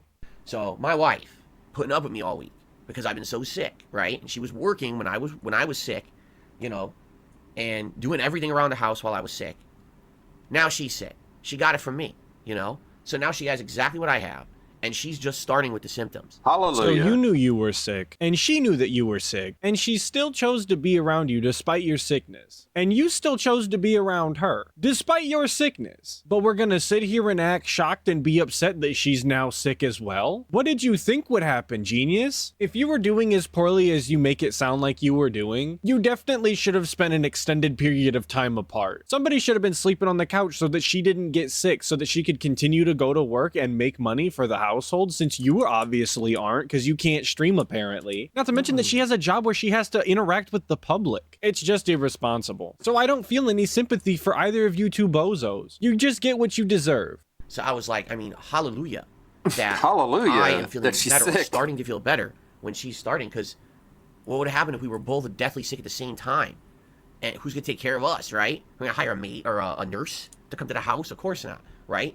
And it tells you something about DSP that his first thought is, oh, what would we do? Hire a nurse? Like, no, you buffoon, you would just tough it out like any normal adult in the US. Like, you're both sick, it's not the end of the world, you're gonna do as much as you can for each other, and you're just gonna have to tough it out every single day. The fact that hiring a nurse even crossed his mind is honestly astounding to me, even if he was joking. Because I wouldn't have even thought of that. That actually would not have entered my brain whatsoever. If me and my girlfriend were both sick, to hire a nurse because we're too sick? Never. Not in 1 million years is that something that I would even think of. I'd have to be 6 feet in the dirt before I would even maybe consider. So here's the other part of it.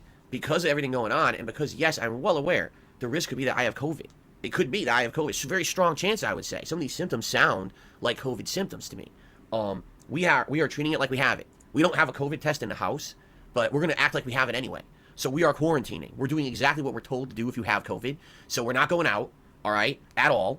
We have, for what we need, we ordered pet supplies. We ordered all of our groceries for the week. It's more expensive. We had to pay way more money to get these groceries delivered this week. We don't even know if the groceries are going to be everything we ordered, because you're not guaranteed to get everything, because who knows, I ordered today. It doesn't mean that tomorrow when they deliver, all the shit will be in stock. We may end up with half our groceries. I don't know how it works. So there's a high possibility that you have COVID, but your wife continued to go to work and then didn't even bother to get at-home COVID tests on the way home from work to find out if maybe you two were potentially exposing a bunch of unknown people to COVID. Very classy, DSP. And he talks about ordering his groceries like it's some new, weird, mysterious thing that he's doing. Here's an idea, DSP. If you're not sure about something, if you don't know, you could just get on your phone and search it up and find out the answer. I don't know why he has some weird aversion to looking things up, but he would find out very quickly that if they don't have the items that you ordered for your groceries, that they'll text you and ask you if you'd like a replacement or them to just not purchase anything instead. But again, he can't be bothered to just look something up. He has the entire world's knowledge at his fingertips and can't be bothered. Instead, he'd rather just act oblivious on the internet.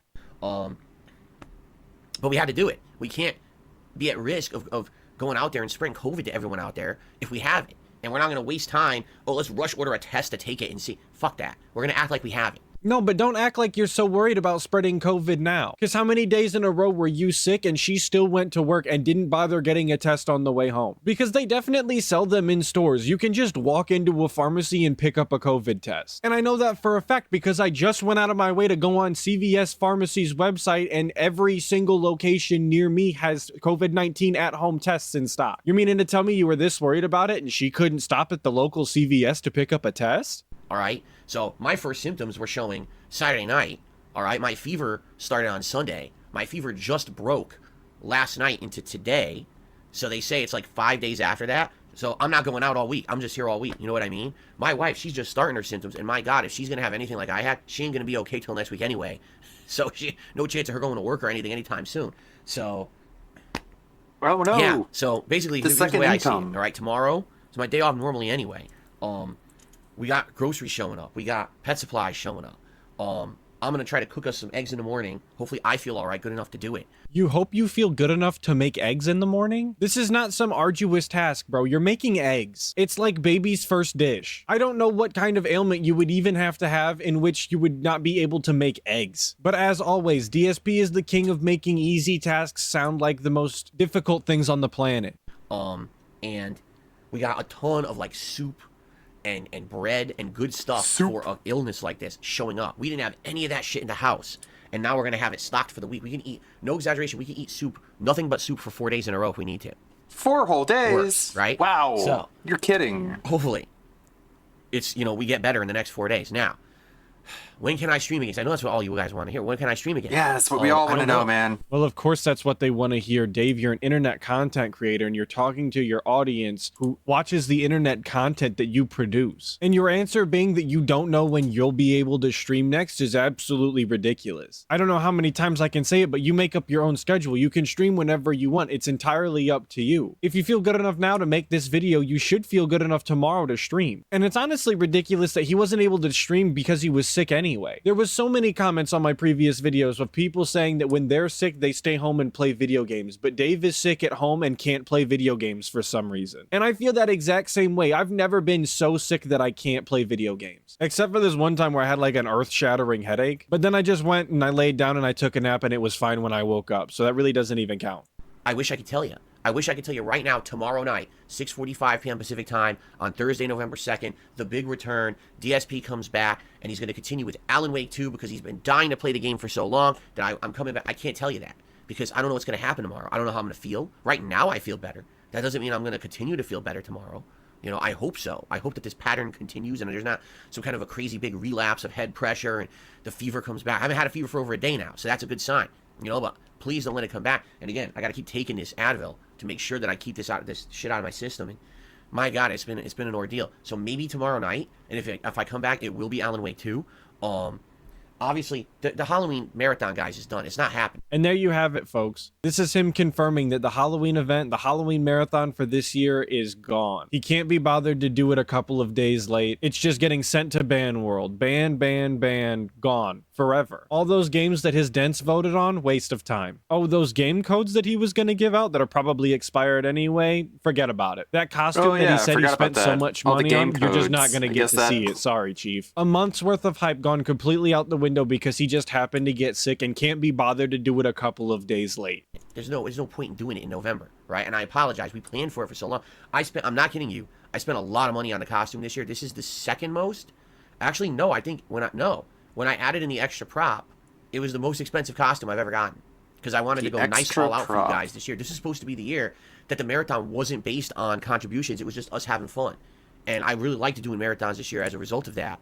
And now it gets canceled because of this shit. It pisses me off. Then just do the event. If you're really that upset about it, it's entirely up to you whether or not you just still do the event. He acts as though somebody is telling him that he just can't do the event because it's not on Halloween. Like, DSP, it's your show, brother. You can do whatever you want on your stream. If you wanted to do a Christmas episode in July, nobody can stop you. They might think you're a little silly, but who cares if they're gonna show up and support you regardless? I mean, you actually already went out of your way to set up all of the things. Just do the goddamn show. Because I know we had a lot planned and people worked hard to get games nominated for this thing.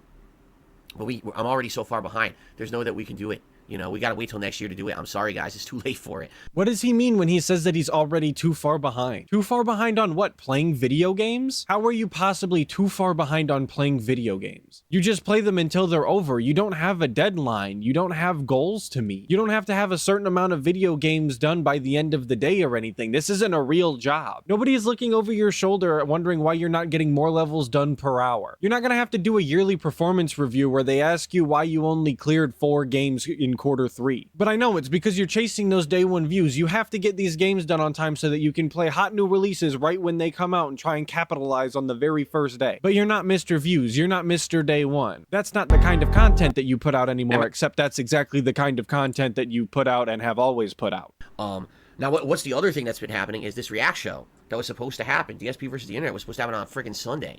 Here it is. We're going to be Thursday. How can we do it? Well, I'm going to be honest with you guys. At this point, I'm going to have to ask for some understanding. We can't do 2 React shows in 2 days. It's not going to work. And there's not enough time. to even post up like a thread and say, hey, nominate your clips for a double show this week in 2 days. It can't happen. So here's what's going to happen. Hopefully, I'm good enough to start streaming, if not tomorrow, Thursday, maybe Friday at the latest, right?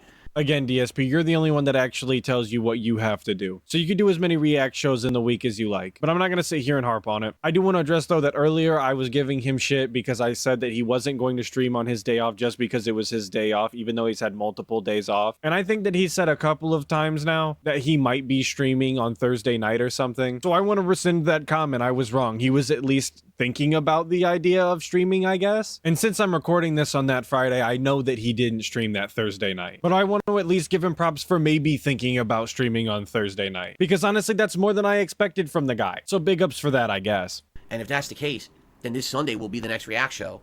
And it's going to be the same submissions that we had from last week are going to be this week's show. And then there'll be a new thread that night to post up for the next week's show. And I know exactly what everyone out there is going to say. Well, Phil, how is that fair to those who were members? And they were owed an extra show's worth of nominations. It's not. Life's not fair. It wasn't fair to me. I feel terrible. I wanted to be here all week. So I have to be unfair to sick you. of shit, feeling like crap. And this is honestly disgusting. Your audience is asking for the product that they pretty much paid money for. And your response is, well, life's not fair because I got sick. I didn't want to be sick, so you just get to miss out on the show. It's just so disrespectful. And I'm not even saying that he's in the wrong here, but just the way that he comes off when he says these things is absolutely ridiculous. Often when dealing people, it's not about what you're actually saying and instead how you say it. It would be entirely different if he would have got on the camera and been like, guys, I'm really sorry. I understand. Hopefully I can make it up to you. Maybe at a future date we can do like 2 in 1 week or something. Like we just have to plan it out a little better. But I didn't want to be sick and I'm sorry that that happened. That's a completely different thing to, well, life's not fair, deal with it. I was sick and I didn't want to be sick. That's one of my biggest gripes with the dude. He's just so disrespectful to the people that actually want to support him, the people who actually care about his garbage content. When the reality is nobody should care about this guy. He should be a nobody. Not streaming the games I love, not making money for my family. I haven't been here for how many days? And like I told you guys, it's not like back in the day where if you didn't, back in the day when you were a YouTuber, when I started on YouTube, I was sick. I had times when I was sick, extended periods, and I couldn't make videos. But it didn't matter because the revenue on the videos, just the on-demand viewership on the videos was so high on YouTube that you could be sick and you could go on a trip, you go on a vacation, and it didn't matter. You're still making so much money, it's like you didn't even lose anything. Yes, we get it, DSP. You made money hand over fist when YouTube money was good, and you squandered all of it and have nothing to show for it. Congratulations. Do you want a reward for that or something? And that just goes to show you that his real gripe with being sick, his real issue with not being able to stream is not that he couldn't put out the content for his audience that they pretty much, again, paid for, but instead that he just couldn't make any money to support his family, dude. Which is complete crap because the dude works from home playing video games and doing react content where he just gives the screen a 1,000-yard stare without saying anything. It's the lowest effort content possible, and he couldn't even be bothered to do it because his sinuses were full, dude. An absolute baby. Today, the on-demand revenue, the ad revenue, is so low that it's not even... I'm not going to go into specifics, but, you know, a day I don't work... He never goes into specifics. It's a day I don't make money for my family.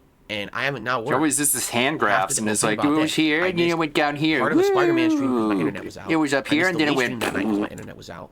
I missed part of the stream on Friday because the internet tech was here, right? So that I could play Alan Wake 2.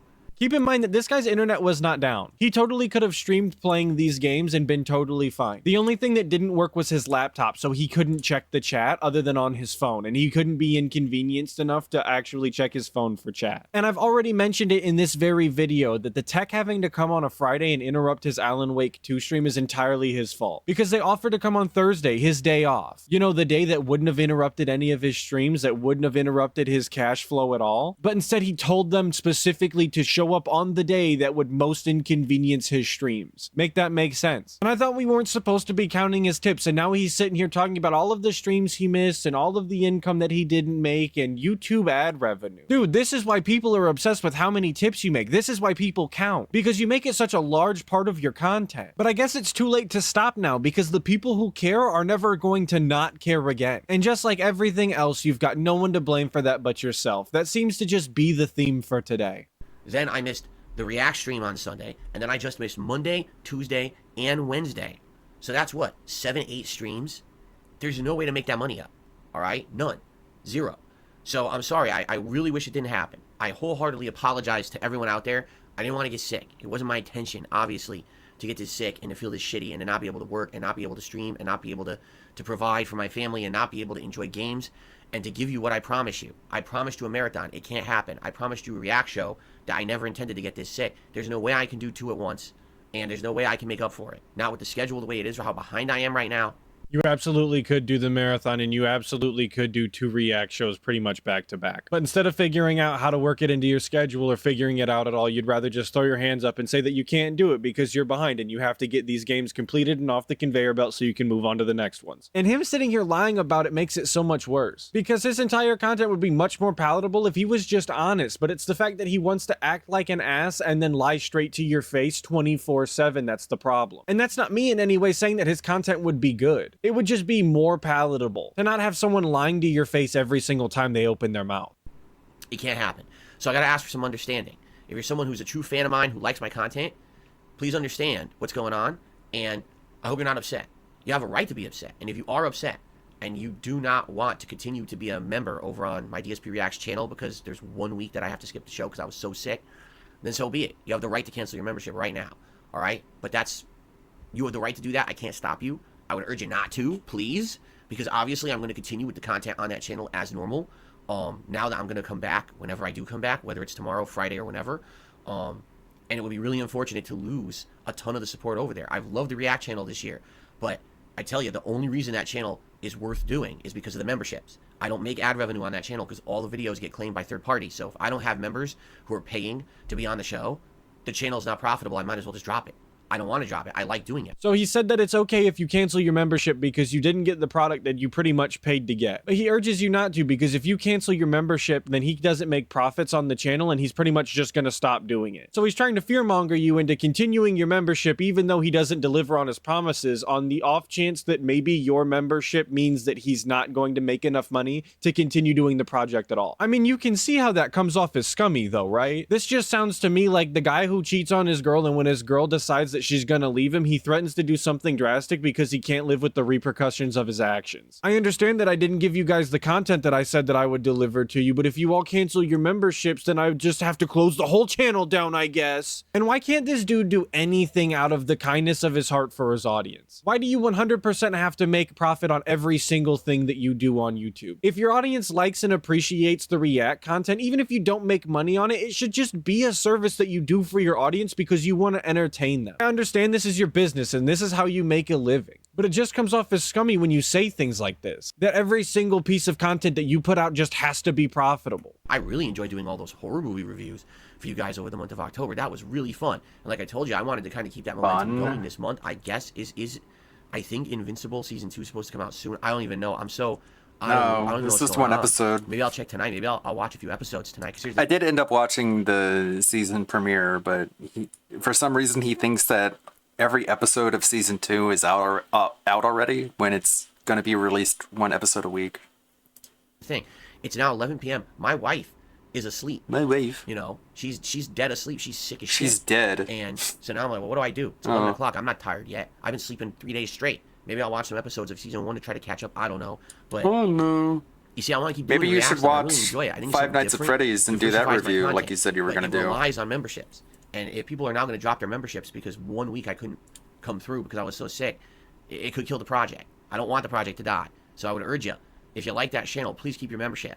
See, and that's the other thing, is he says that he loves doing the movie reviews and he really likes doing the React content because it's variety and it's something different that he enjoys to do. If you enjoy doing something, first off, that should come across in the content, and it definitely doesn't because you always look miserable in every piece of content that you put out. But you also wouldn't just cancel doing it because you're not making any profits on it. Maybe you would scale it back, maybe you would only do it once a month or whatever, but you wouldn't cancel it entirely. You wouldn't just never do it again. In my eyes, that just tells me that you don't actually enjoy doing this content, and you're just saying that to try and incentivize people to continue making you do it for money. And I promise you, I'll do my absolute best to keep doing it. I mean, this is the one time this has happened all year.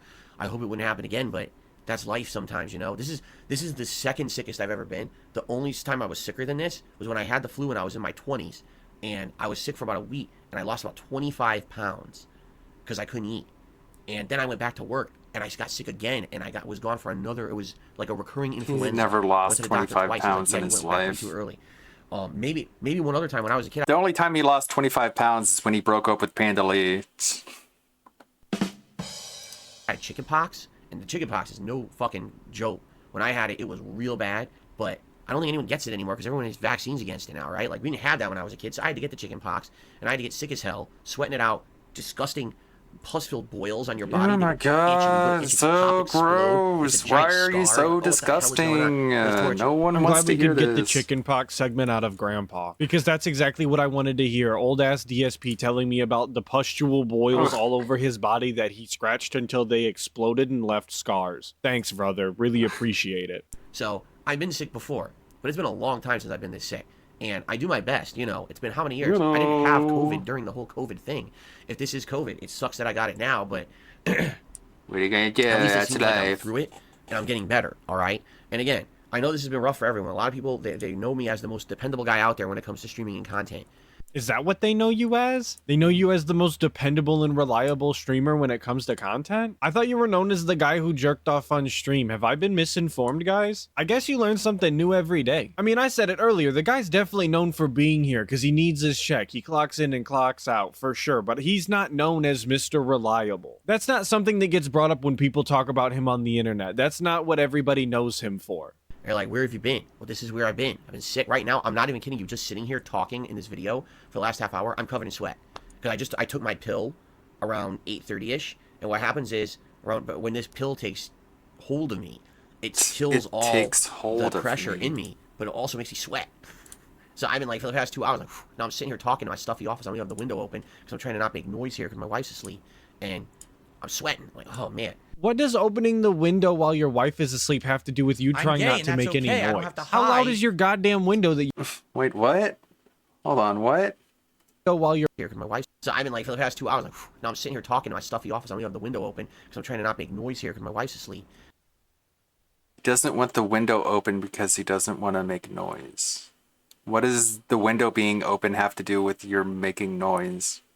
And like, if the window was open, he would make more noise? Sweating. Like, oh man. What does opening the window while your wife is asleep have to do with you trying not to make any noise? How loud is your goddamn window that you can't open it without making enough noise to wake her up? And how thin are your walls that opening a window is going to be loud enough that someone is going to hear it in their sleep and be bothered enough by it to wake up in the first place? And I know this might seem inconsequential, but sometimes I just get lost in trying to follow DSP's logic in these videos. Because I know that he doesn't think logically, but I'm just trying to understand what he could possibly be talking about sometime, and how the dents don't notice things like this and just understand that they don't add up. That's what I mean. Like, I'd love to come back. I really want to come back tomorrow. I really wish I can, but I can't rush it. I got to see what happens. Do I get a sound night's sleep? Do I wake up and actually eat normally? What happens with these groceries showing up and everything, and everything else? So the factors that he stated that go into whether or not he's going to stream on a Thursday night are that he gets a good night's sleep, which is important. Everybody should be getting a good night's sleep for sure. Whether he eats normally, whatever the hell that means for Dave, his diet is garbage and gin. What happens with the groceries? Again, I don't even know what that could possibly mean. Like, dude, they're going to deliver your groceries. I don't know what could possibly go wrong with your groceries that it would affect whether or not you can stream Thursday. Oh, and the last thing was, and everything else, whatever the hell that could even mean. Just to leave it really vague so that if DSP even has the inkling that he doesn't want to be bothered to stream on Thursday, that he doesn't have to because it falls into the and everything else category. You know, and go from there. How's my wife doing, right? You know, my wife knows I got to get back to work. She's worried too. Right? You know, it's one thing to have a day off. It's another thing to have a week off. She doesn't think you work. You can't really afford it. So that's what's going on, guys. I hope you understand. Hopefully this She video has an clarifies, actual all right? job, I'll do my best. allegedly, Maybe I'll be back tomorrow. she Maybe I'll be doesn't back think you Friday. work. Keep your eyes and ears peeled. You know where I'll post up, either on the community She tab knows on the the channel, difference. on my Twitter or both. I'll let you know, all right? And thank you all for understanding. There's a few people who actually were very nice, wrote me nice messages. I really appreciate that. Just blowing smoke And all up your those out there who ass. I know. A lot of people actually wrote me some really heartfelt messages, how sad they were that there's no Halloween marathon I'm this year. so They look forward to it every sad year. It's that one of you the weren't best things about costume reveals and streaming. everything. I'm totally Absolutely love not it. a fake Yeah, sock I'm not gonna lie. account. I'm a little irritated that he's not doing his stupid Halloween event this year. Because just like all of DSP's content, I enjoy it for all of the wrong reasons. I love seeing what stupid costume he decides to wear so that we can all make fun of it. It's a good time. I love him being bored out of his mind for an extended period of time, playing a bunch of games that he has no interest in playing, and then begging and complaining the whole time. It's a lot of fun. But he's just decided to not do it this year. What an ass. Rest assured, that costume ain't going to waste. We're going to use it, whether it's for a project, coming up in the next year, or whether it's next Halloween. That was a nice ass costume, one of the best I've ever had. I kid you not. I thought it would have been the best, if not tied for the best costume I've ever had. And now it goes to waste. All right. Who gets Well, it wouldn't be going to waste if you're decide? just going to reuse it next year or for some mysterious project in the coming year. Or you could just do the goddamn event. But isn't it awfully convenient that the most expensive costume that he's ever bought for the streams he's going to manage to get 2 years worth of Halloween events out of? Even if he didn't actually do the Halloween event this year. So he basically managed to spend the most amount of money he's ever spent on a costume, but spread it out over 2 years because now he's not going to have to buy one for next year. Awfully coincidental, isn't it? And by the way, if I do come back, I got to refresh this background because Halloween's over, man. I'm tired of thinking about it. I don't want to think horror. Seriously, I want nowhere near horror. All right, everyone. Thank you so very much. Hope you enjoyed the video and the update, and I hope to be back soon. Thanks for understanding. See you soon. I hope.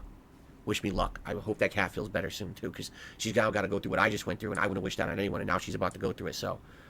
You wish death on people you don't like. So yeah, that's the health update, guys. Sorry it's a couple of days late. I We wouldn't were wish putting that out on other anyone. videos about other stuff. If you didn't check out the Q&A or the Boogie video and you wanted to, those are up on the channel. I would recommend you watch them. I had a good time making them, but we're back to our regularly scheduled programming now. So of course, a big shout out to Snort Hogan for the clip, brother. I really appreciate it. Thank you. Thank you. And of course, big ups to all of you guys for watching the video. If you are indeed still watching, I really appreciate it. Hopefully I'll catch you all in the next video, but until then, make sure that you check out other detractor channels and dive deeper into that Snortex. Speaking of other detractor channels, I am going through and I am getting images of the channel icons and info in order to make the big community shout out video. I don't know what I'm going to call it. I guess community shout out video. Just the community video. I wonder why no one else has done that before. Maybe because those aged like milk, because people go inactive all the time. And he put out a new video.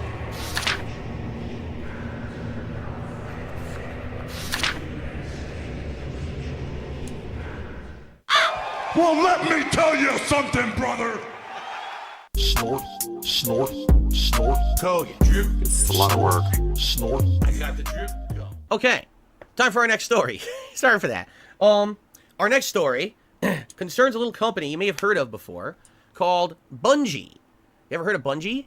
Gotta point and laugh at the way that he puts emphasis on the B like that. Bungie. And I know we just started, and I don't want to be too critical right from the jump because personally I think that's a bad look. But this is another example of one of those things that if he had any sort of charisma or charm at all would be fine to do. But because he has neither him saying, oh, a small company you might have heard of, Bungie, like you don't know, it just comes off as grating and obnoxious. Maybe that's just a personal thing because I kind of always find the guy obnoxious, but it's small things like that that really wear on my nerves with him. Bungie was hot shit back in the day, known as the company that made the game called Marathon, but then a breakout hit called Halo. And Halo really put first-person shooters on the map for consoles. Until Halo, most people did not take first-person shooters seriously on a console. Yeah, I did They see thought that. first-person shooters are meant just for PC. Yes, they could get ported to console, but they're not. Again, the console like- controller isn't good enough Like, the more I hear about Spider-Man 2, the less I want to play it. for it. The consoles can't really handle the speed of a first-person shooter. It's not a they good should stay on thing. PC. Who is he explaining this to like they don't know? Maybe this is just my age showing it. Like, at first I was like, I'll play it when it goes on PC. Now I'm like, I'll play it when it goes on PC and it's like $9.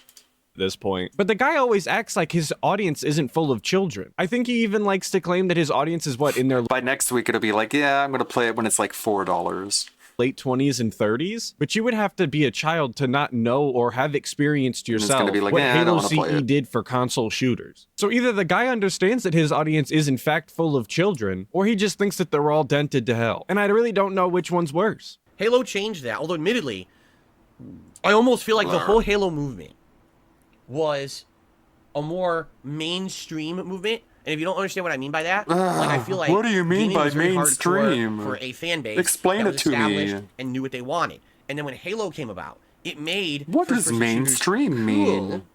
to play on consoles, and therefore became more mainstream. And with Halo, after that push, then you got games like Call of Duty, right? And then it just went further in that direction. You see? I mean, I wouldn't say that he's technically wrong, but it didn't make them cool. It made them accessible. And usually when you make things more accessible, more people will get into it and it can become cool. It can become a trend. And I don't think that that's inherently a bad thing. It typically is, but I don't think inherently it is. Now, I'm not here to crap on Bungie as a game developer, especially their early stuff. You know, everyone would argue that the early Halos were masterpieces. To this day, I'll tell you, Halo 3 was an amazing game. I played the hell out of it. I absolutely loved it, despite the fact that graphically it looked like dog shit. And this is some revisionist history for sure, because at the time, Halo 3 looked pretty decent. I'm not saying it was top of the line fidelity as far as graphics go, but it looked pretty good. It did not look like dog shit. I don't know what this guy's talking about. There was definitely games coming out at the time that looked much worse. But it played really well, and they had a lot of good production value and things in it, and it was a great game for its time, okay? There's been many other games that have come out from Bungie of Halo until they sold off the franchise that were pretty decent, okay? But what happened is Bungie sold off the franchise. They decided they wanted to become their own company. They didn't want to just be making this stuff for Microsoft. So they sold Halo off to Microsoft. They said, you do it. And then that's now 343 Industries, completely different dev team. And if you ask me personally, that's a goddamn shame, because I really liked the old Bungie Halos and I have not enjoyed a Halo pretty much since. And they went off to make their own game franchise called Destiny. Now, if you would like a really good history on how Destiny was made, there is a documentary, or I should say a book that was written that's all about behind the scenes stories of the gaming industry and how certain games came to be and were made. It's made by Jason Schreiber, I believe is his name, who I think now he's a Forbes writer, but this was his own independent book that he did. What's and I it actually called? heard the audiobook version. And I'm not here to talk down on anybody who listens to audiobooks. It definitely has its place. But I find it very telling that DSP, a guy who works from home and is home 6 days a week, can't be bothered to even open up the book and actually read something. I get audiobooks if you listen to them while you do something else, or even if you like use them to read along because it helps you get the information better, or if you listen to audiobooks because you have difficulty reading. I totally get it. It's whatever you got to do to get the information, 100%. But I think with the guy, it's just because he doesn't want to read. It's just a telling sign of how lazy he is. And the chapter about Destiny was fascinating, and here's why. Bungie goes off to become their own independent company, right? We want to do our own thing now. We don't want to just do Halo anymore. So they start making a new game. And this game is going to be revolutionary. It's going to be space opera, Star Wars, but combined with more futuristic stuff than Star Wars. It won't have lightsaber duels. Instead, it'll have tons of guns and aliens and all kinds of lore and things like that. But the more and more that Bungie Star Wars didn't have aliens, game, which they called Destiny, they kept realizing they kept making Halo. Wait, hold on, what? Start aliens and all kinds of stuff. Then Star Wars, opera, Star Wars, but combined with more futuristic stuff. Star Wars, but combined with more futuristic stuff. Then he's gonna list the more futuristic stuff that's not in Star Wars, which includes then Star Wars, it won't have lightsaber duels instead. So no lightsaber duels. It'll have tons of guns and aliens. There'll be guns, there'll be aliens, and all kinds of lore and things like and lore. Guns, aliens, and lore, which are not in Star Wars, but are unique to Destiny because it's not like Star Wars. Okay. that. But the more and more that Bungie Right. started developing their new game, which they called Destiny, they kept realizing they kept making Halo. Like, basically what happened was halfway through development of Destiny, they realized all we really know how to do is make Halo. And as much as they wanted to diversify it and make it not Halo, it's definitely Halo. They admit it in the fucking documentary. The heads of the studio admit we made Halo a second time, and that's what Destiny is with variations. They say this in the documentary, all right, during interviews. Okay, DSP, but they've been making Halo for a decade. I'm pretty sure that if someone told you to make good content after you've been making garbage content for the past decade, that you'd find it very difficult to do something that's out of the ordinary as well. So don't sit here and act like you're any better than this entire studio who's made multi-million-dollar games. And I don't honestly think that there's anything wrong with them not being able to make anything other than Halo, because Halo, when they made it, was fantastic and it was great. If you just put it in a different setting and then just remade Halo and gave it different characters and a different story, like, it's still gonna be a good game. I understand that that's not what they wanted to make, but DSP is sitting here getting louder and more animated because he sees an opportunity to shit on a company who made a game that he didn't like. And everyone knows that DSP will jump at any opportunity he gets to shit on a company. So, this is not a criticism of the game. This is what the actual heads of Bungie said in interviews about the development of the game. Okay? When Destiny came out, alright, it played like Halo, but it had mechanics like Borderlands. Because it literally, that's what Destiny is. It's Borderlands plus Halo. It's not literally. Okay? It's not revolutionary. It's not groundbreaking. It's not game-changing. It didn't change the game's industry. It didn't change anything. Okay, but does every game have to be revolutionary? Does it have to change the gaming landscape forever? Can people not just make games that they wanted to make and want people to play, and people can just play them when they feel like it? I mean, after a while, Halo wasn't exactly revolutionary or groundbreaking either. I mean, hell, after Halo 3, Bungie didn't make a Halo game that was revolutionary or groundbreaking either. ODST and Reach were great games in my opinion. Did Street Fighter 6 change the gaming landscape? But you say you love that. What about Mario Wonder, a game you say that you love?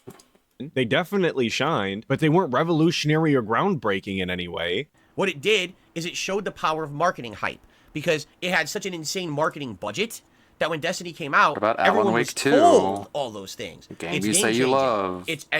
It's revolutionary. It's so different. It's literally none of those things and never has been. Okay, but did you fall for the marketing? Because if you didn't, I don't understand why this is even being brought up. You can't be salty about something that you didn't fall for. And especially with the people that I talked to, my group of friends at the time, they weren't excited because it was going to be revolutionary and groundbreaking. They were just excited that we were getting a Bungie game that wasn't Halo, and they were interested to see what it was. And it was a co-op looter shooter at a time when Borderlands was huge, and it was from a studio that had a history of making good games. Okay? Where does Destiny excel?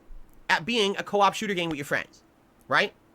That's a good thing, right? That's exactly what it is. If you have a group of friends who really like this style of social interaction in gaming, you jump into the game with them, you play it, you play through the campaign, you play through the raids, you play through the events, you get the loot, and you wash, rinse, and repeat. But when you say that, it sounds like it's a good game, dude. I mean, that's what that era of gaming was really about, at least in my eyes. When we were playing Call of Duty nonstop, we were playing Battlefield 3 and 4. And like I said, Borderlands was huge. People were constantly looking for games that they could play with their friends so they could have that social interaction. It was part of the appeal of playing video games. And I think that's why DSP is so salty about Destiny, because it was as big as it was, and everybody was talking about it for a large period of time. And DSP has no social life. He has no friends to play with, so obviously he wasn't going to enjoy the game or play it at all. It was just something that he was going to be left out of and couldn't make any content on, and therefore couldn't make any money off of it, so he was upset. And obviously he holds that grudge to this day, like he does everything, because he can't let anything go. There is nothing unique about the formula of Destiny at all. Not a single part of that game is unique. Everything is taken from another game. All right? What about Okay, Street and that's Fighter? true for many different games, so I don't even know why we're bothering mentioning that at all. If the only thing that's unique about Destiny is not its gameplay elements, but instead its world and story, that would be true for many games at this point. But we Alan don't hold Wake? grudges against those. We don't give those their own segment, so what's going on? But you can argue You could argue. that it did pick up popularity and it became a cultural phenomenon for a while. I'll say that the era of Destiny 1 into early Destiny 2, that the game had a big place in gaming. All right? But what happened was, around the time Destiny 2 came out, people had kind of realized that this game was kind of the same thing, and people started being very critical of both Bungie and Destiny 2. I almost said Halo 2. Destiny 2. So Bungie said, oh, we got to get out of the very controlling hands of Activision Blizzard. We got to split from them and be independent. So they did. They left Activision Blizzard. They became an independent company for about, what, a year? And then after that, they said, oops. So even though we wanted to do that, it's not working out. And then they got bought out by, who is it, Sony? And now Sony owns them. Jesus Christ, the throat clears. And I remember when this happened, when they separated from Activision Blizzard. And in doing that, they widened their audience because the game came to Steam. And a lot of my friends personally went and played Destiny 2 for a while because it was free to play and it was no longer under the shackles of Activision Blizzard. And I don't think that anything is wrong with Bungie saying, we think that Activision Blizzard is holding our game back and instead we're going to go independent. And then they went independent and then thought maybe it would be better if we did have a parent company, and they found a better parent company. If you, in your real life, thought that you didn't want to pay for Netflix anymore because it wasn't worth your money and it didn't have the shows you wanted, so you were just going to go without streaming services altogether. And then later down the line, you're like, I do want to watch stuff though, so I'm going to use a different streaming service that has more of the content that I want or a smaller price every month. There's nothing wrong with that. You're allowed to change to better your own situation. And basically, when Sony bought them, all right, there was a big controversy because everyone's like, wait a minute. The whole thing is you said it was Activision Blizzard was the reason why Destiny 2 wasn't as good as you had wanted it to be, and you really wanted to go independent, and you did. So if you went independent, then why now are you trying to get bought out by another company? And Bungie literally came out and said, don't worry. If we get bought out by Sony, nothing will change. Our philosophy won't change. Our efforts will stay the same. You know, don't worry. There won't be any kind of downsizing. Everyone's going to keep their jobs. Everyone's going to work hard, and we're all going to do well, and Destiny's going to thrive under Sony. I mean, you don't know what the contracts look like. You don't know what the stipulations were. That could entirely be true. And I want to point out that I'm just going based off of what the guy says. I'm choosing to believe him right now. Because, of course, he doesn't provide any sources whatsoever during these segments. He just pulls things out of his ass or things that he vaguely remembers seeing people talking about on Twitter. Not even specifically from the source, just people on Twitter said. But I'm choosing to believe him. And everyone's like, I mean... There's only so much benefit of the doubt you can give a company. You know what I mean? So don't worry, we're going to sell off Halo. We're going to do our own game. It's going to be great. All right, benefit of the doubt. Destiny comes out and it plays just like Halo and Borderlands. It's not original, but because of the hype, everyone buys it. Everyone likes it to some extent. Gets cultural relevance. No, DSP, but that's not how that works. You don't like games because of hype. I mean, it can have an influence on how much you enjoy a game, but at the end of the day, you still have to play the game. You still have to sit down and actually play the game and enjoy it. Nobody's going to enjoy a game just because the marketing was good. Let me put this into terms that maybe you'll understand. Let's say that you had a sandwich shop, right? Please stick with me. And you tried to serve people a dog shit sandwich that had the best marketing in the world. I think people would still come in, take one bite out of the sandwich and be like, man, this is dog shit. I'm not going to eat this. And obviously there would still be people who would not buy into it at all and go, I'm not eating a dog shit sandwich. Because at the end of the day, you have to have a product that people actually enjoy, that people want to engage with. I don't think that any amount of marketing is going to keep people coming back to something that they don't actually enjoy. All right, but we want better things from it. Well, it's Activision Blizzard's fault. Don't worry, we'll fix it. Oops, Destiny 2's out. Buy the game again. Okay, so we buy it. It's the same game, same problems. Oops, it's Activision Blizzard's fault, so let's split. Okay, they split from them. It's been a year. Your game's still not better. Oops, well, now we need more money, so we need to get bought out again, so they get bought by Sony. Do you see the pattern? Is that it's like excuse after excuse after excuse? That's rich coming from you, Dave. I mean, you're the king of excuses. Every single problem in your life is somebody else's fault. You even went as far as to say that 80 to 90% of the things that happen in your life that are bad don't happen because of anything that you've done. So you're really just throwing stones from a glass house here. And never a real, okay, here's really what's going on. It's just keep passing the buck to the next excuse, to the next reason why things aren't good or why they're not listening to fan feedback or whatever. And now, let's be honest. In 2023, can anyone with a straight face, a right mind, and in any kind of honest way lift their right hand and say, Destiny 2 is definitely culturally relevant to gaming today? Notice that he put so many qualifiers on it, specifically saying that you have to be in your right mind, because that's not something that you can exactly prove if you were going to say that Destiny 2 is culturally relevant. That's the easiest thing to write off. You could just be like, oh, he's not in his right mind. He doesn't know what he's talking about. So it's just a useless statement. Shut up. And define what culturally relevant has to do with anything, or even what it means to you, DSP. Why does a game have to be culturally relevant? Why can't it just be enjoyable to the audience that enjoys playing it? Again, not every game has to be some cultural phenomenon that sweeps the landscape. People can just make games. People can just make games that other people enjoy playing and they can get paid for it. When's the last time you were culturally relevant? That's a genuine question. When do you think you were last culturally relevant? Does it matter when you were culturally relevant? I wouldn't imagine so, because I don't think that every content creator has to be some sort of phenomenon that sweeps the content landscape. People make what they want to make and people enjoy what they want to enjoy. It's just such a stupid position to take because it doesn't actually mean anything to the quality of the game. Destiny 2 is an afterthought. All right? Does it have a fan base? Yeah, the same fucking people who played it all along. It's not getting any new players to buy the game or play it at all. It's a stagnant player base of people who are upset with the game and don't like it, right? Ew. And it goes without saying, but that's the exact same position you're in, DSP. Your fans are the same people who have supported you all along. You're not getting a new audience. It's a stagnant fan base of people who are upset with your content and don't like it, but they show up anyway. As always, this is the pot calling the kettle black. Please, DSP, take a look inward before you start casting aspersions like this everywhere else. And that's why I wanted to look at this clip, because every single criticism that he has for Bungie and Destiny 2 can be turned right back around on him. So, it's funny, because earlier this year, they had a big expansion, and it was so hyped up, and I remember, it was earlier this year, they were so hyped that expansion's coming, and everyone's like, well, Phil, aren't you going to play or talk about it? No, it's literally not culturally relevant. It's only for people who are still playing Destiny 2. It doesn't matter what the games media says. The games media always hype shit up that they're paid to fucking advertise. You understand? There was zero reason for anyone to be excited about a Destiny 2 expansion in 2023. It's the same fucking game, the 14th time, the same bullshit, the same repetition, no innovation, no improvement, same game. I don't think this dude knows what an expansion actually is then. If his complaint is that it's the same thing over and over again and that it's nothing new, like, yeah, dude, it's the same game. It's just more of the same because people wanted to continue to play the game but wanted new content. And he specifically said that there was no reason to be hyped for a Destiny 2 expansion unless you're currently playing Destiny 2. Yes, you idiot, that's how expansions work. Why would I be excited about the next season of Fortnite if I don't play Fortnite? It seems pretty self-explanatory. Why would you be excited for things that you're not interested in to begin with? But keep pretending like this game ever was relevant. It wasn't. It's just hype and media and marketing and money. And people are so dumb, they fall for it the millionth time, right? But you said yourself that it was culturally relevant. You said that Destiny and part of Destiny 2 was relevant at one time. And now you're changing the script saying that it was never relevant. And let me remind you that DSP has not actually defined what he means when he says that it's not relevant. Because I would imagine that if co-op shooters are typically a thing that you play, Destiny 2 is probably fairly relevant. But just like everything, if DSP isn't specifically interested in it, then nobody should be interested in it and it's garbage. Because his opinion is the only one that matters, I guess. Guess what?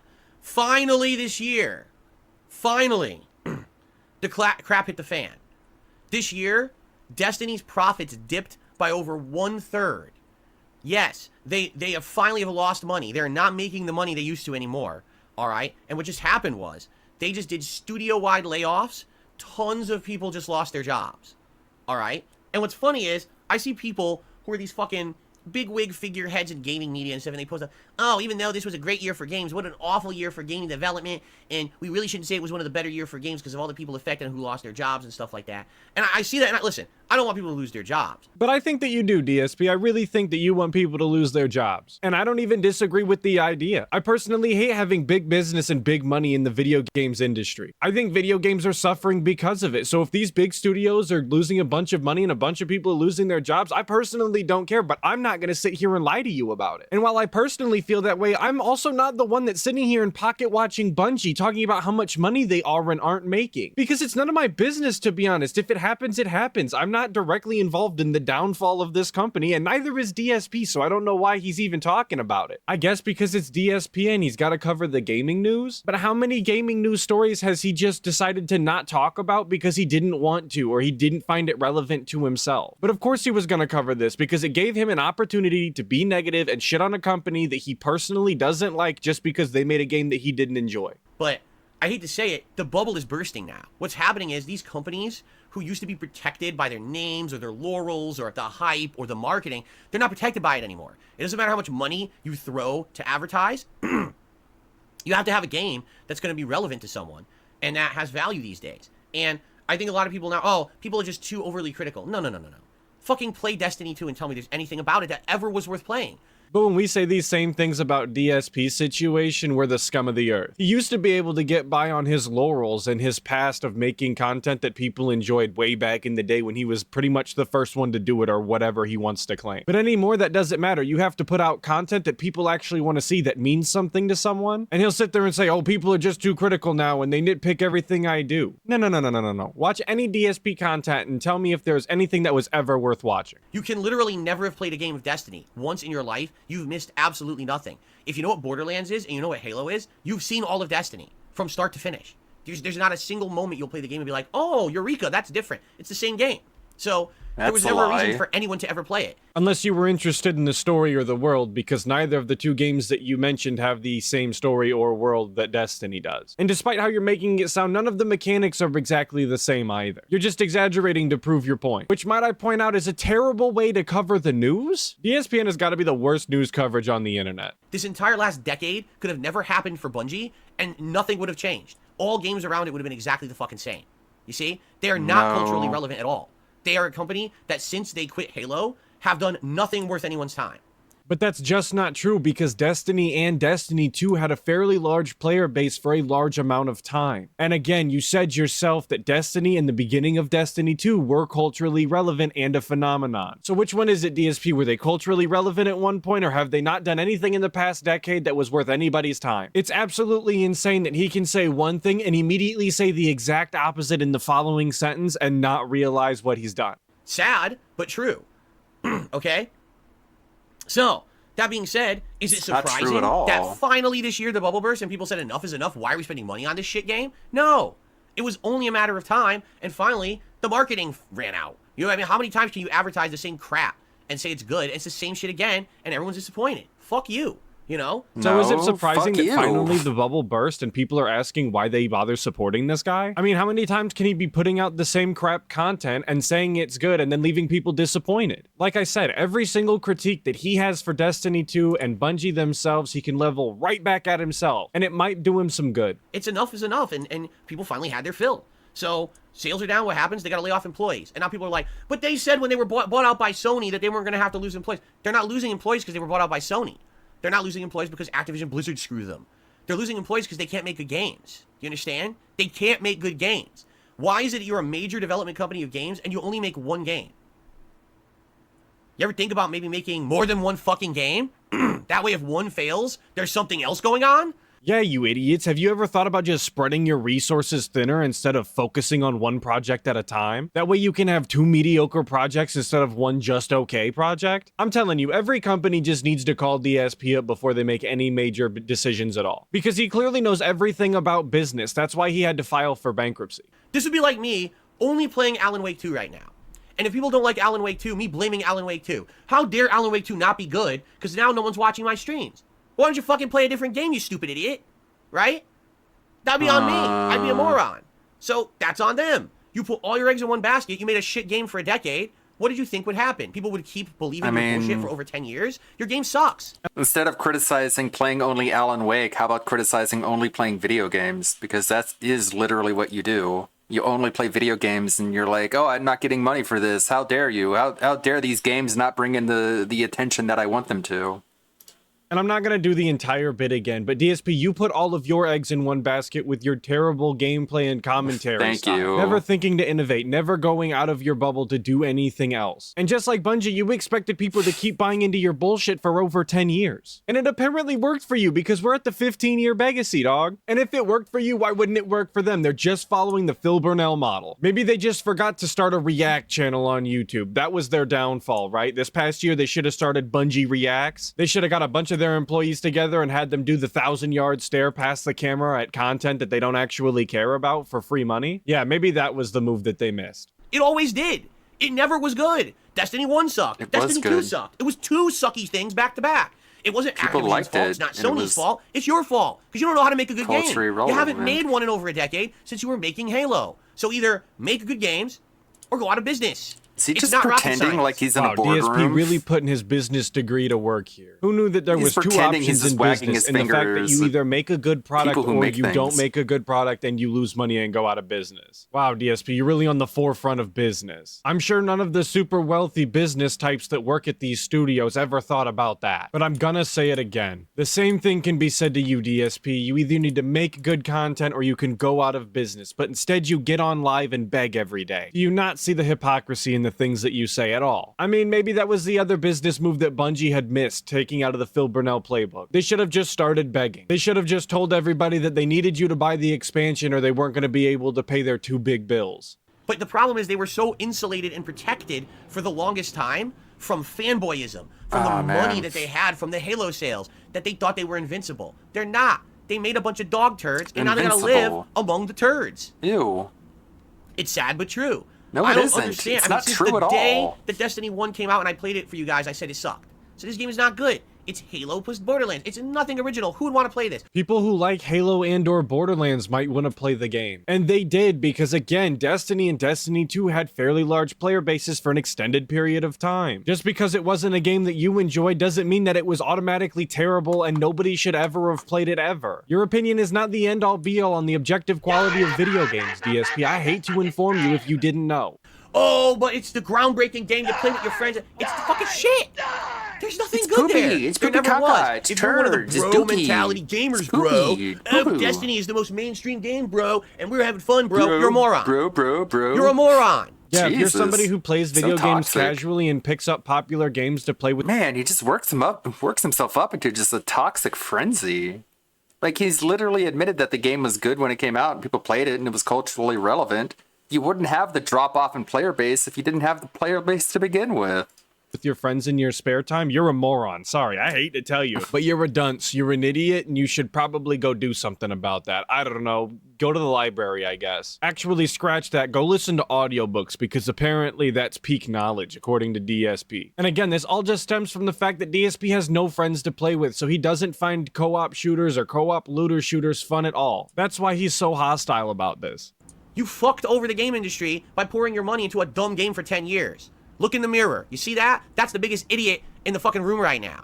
You have spent money on junk. That game's always sucked. And this is coming from the guy who buys every single AAA release that comes out day one and pays full price, and sometimes gets the ultimate editions before ever even playing the game. At least they were spending money on a game that they actually enjoyed. You spend an assload of money on games you've never played and probably won't enjoy. Look in the mirror. You're the biggest idiot in the room, DSP. You always have been, you always will be. It kills me that this guy can sit there with a straight face and say that other people are what's ruining video games, when he's the idiot that they streamline every single game for, and it absolutely dumbs down every single mechanic in every single game. When he's the one paying full price for every single AAA title on release day, even after publications come out and say that the game is unoptimized or it's buggy as hell, he doesn't care. He does it anyway. And then has the nerve to come on here and tell everybody that the person who is supporting the game that they actually enjoy playing day to day is what's ruining the games industry. And we're not even going to talk about that his favorite game is a mobile gacha game. You want to talk about ruining the games industry? Microtransaction and gacha features is pretty much the pinnacle. It never was good.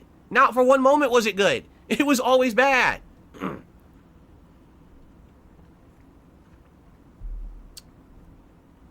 So, am I shocked to hear this? No! I'm not shocked to hear that finally, after 10 years, the Bungie protective bubble exploded, and now they lost so much money they had to lay off employees. It's sad, because you think those employees deserve to be laid off? Of course not. I'm sure they're hard workers, and I'm sure they wanted to make good games, but they were told to make Destiny. They were forced to make shit. Do you think the cooks in the kitchen want to make shitty food? Or do you think they want to make good food for the customers out there who want to eat good food? But they're told to make shit. So here, make this disgusting, greasy engine. Oh god, he's a scat fetishist. But yeah, Walmart teaming up with Crunchyroll. Last time I was at Crunchyroll, last time I was at Walmart, I did see they have manga. Stop. They have manga on the shelves, which is very surprising. Like actual printed manga, not just like DVDs. I thought it was pretty interesting, but of course it's going to be very mainstream stuff. They're not going to go niche like it's Walmart. But I wish I could keep going, but I have to cut the stream short because I have a doctor's appointment to get my hernia looked at. Sorry, kind of embarrassing, but I just want to keep you guys in the loop. I want to see, is there anyone on Twitch we can go follow? Yeah, I know, it was kind of a short one. It was going to be a short one the whole time, but I wanted to do the stream for the charity and all the other stuff. Can go raid Tevin, I believe. If I see a group of people going after one thing in one direction, The from the other side. The standard bearer of the charity to begin with. Later Lonely Sully, later Pilot Jericho, Cyber Angel Yakuke's, Ryohan. Thank you, Ryohan, again for the generous contribution to the Extra Life charity, as well as Lime, Cyber Angel Yakuke's, Newbert Mitch, Ecdysis, Red Animator, everyone who stopped by and hung out. See you tomorrow for more VTuber costumes, and we'll check out that big Pippa documentary and whatever else is going on, whatever else is happening today. Let's see, let's go raid Almighty Tevin, and I'll come back and I'll probably get some other stuff done, like doing the voiceover for the cooking video or installing some of these new songs onto the Oculus headset to do some Beat Saber, which is going to be pretty fun, I think. But thank you, everyone. May the good blood guide your way. Have a good one. Let me give my understanding first, and I'm gonna be honest. I don't watch all your videos. I don't watch. That's fine. It's not an insult. There's a lot of them. It's just true. I just don't. I just don't watch them. So, you were very critical of the last. Bye Solo Wars bye. movie. Not Solo, but the movie before that, The Last Jedi, right? Mm-hmm. Right? Am I correct? Yeah.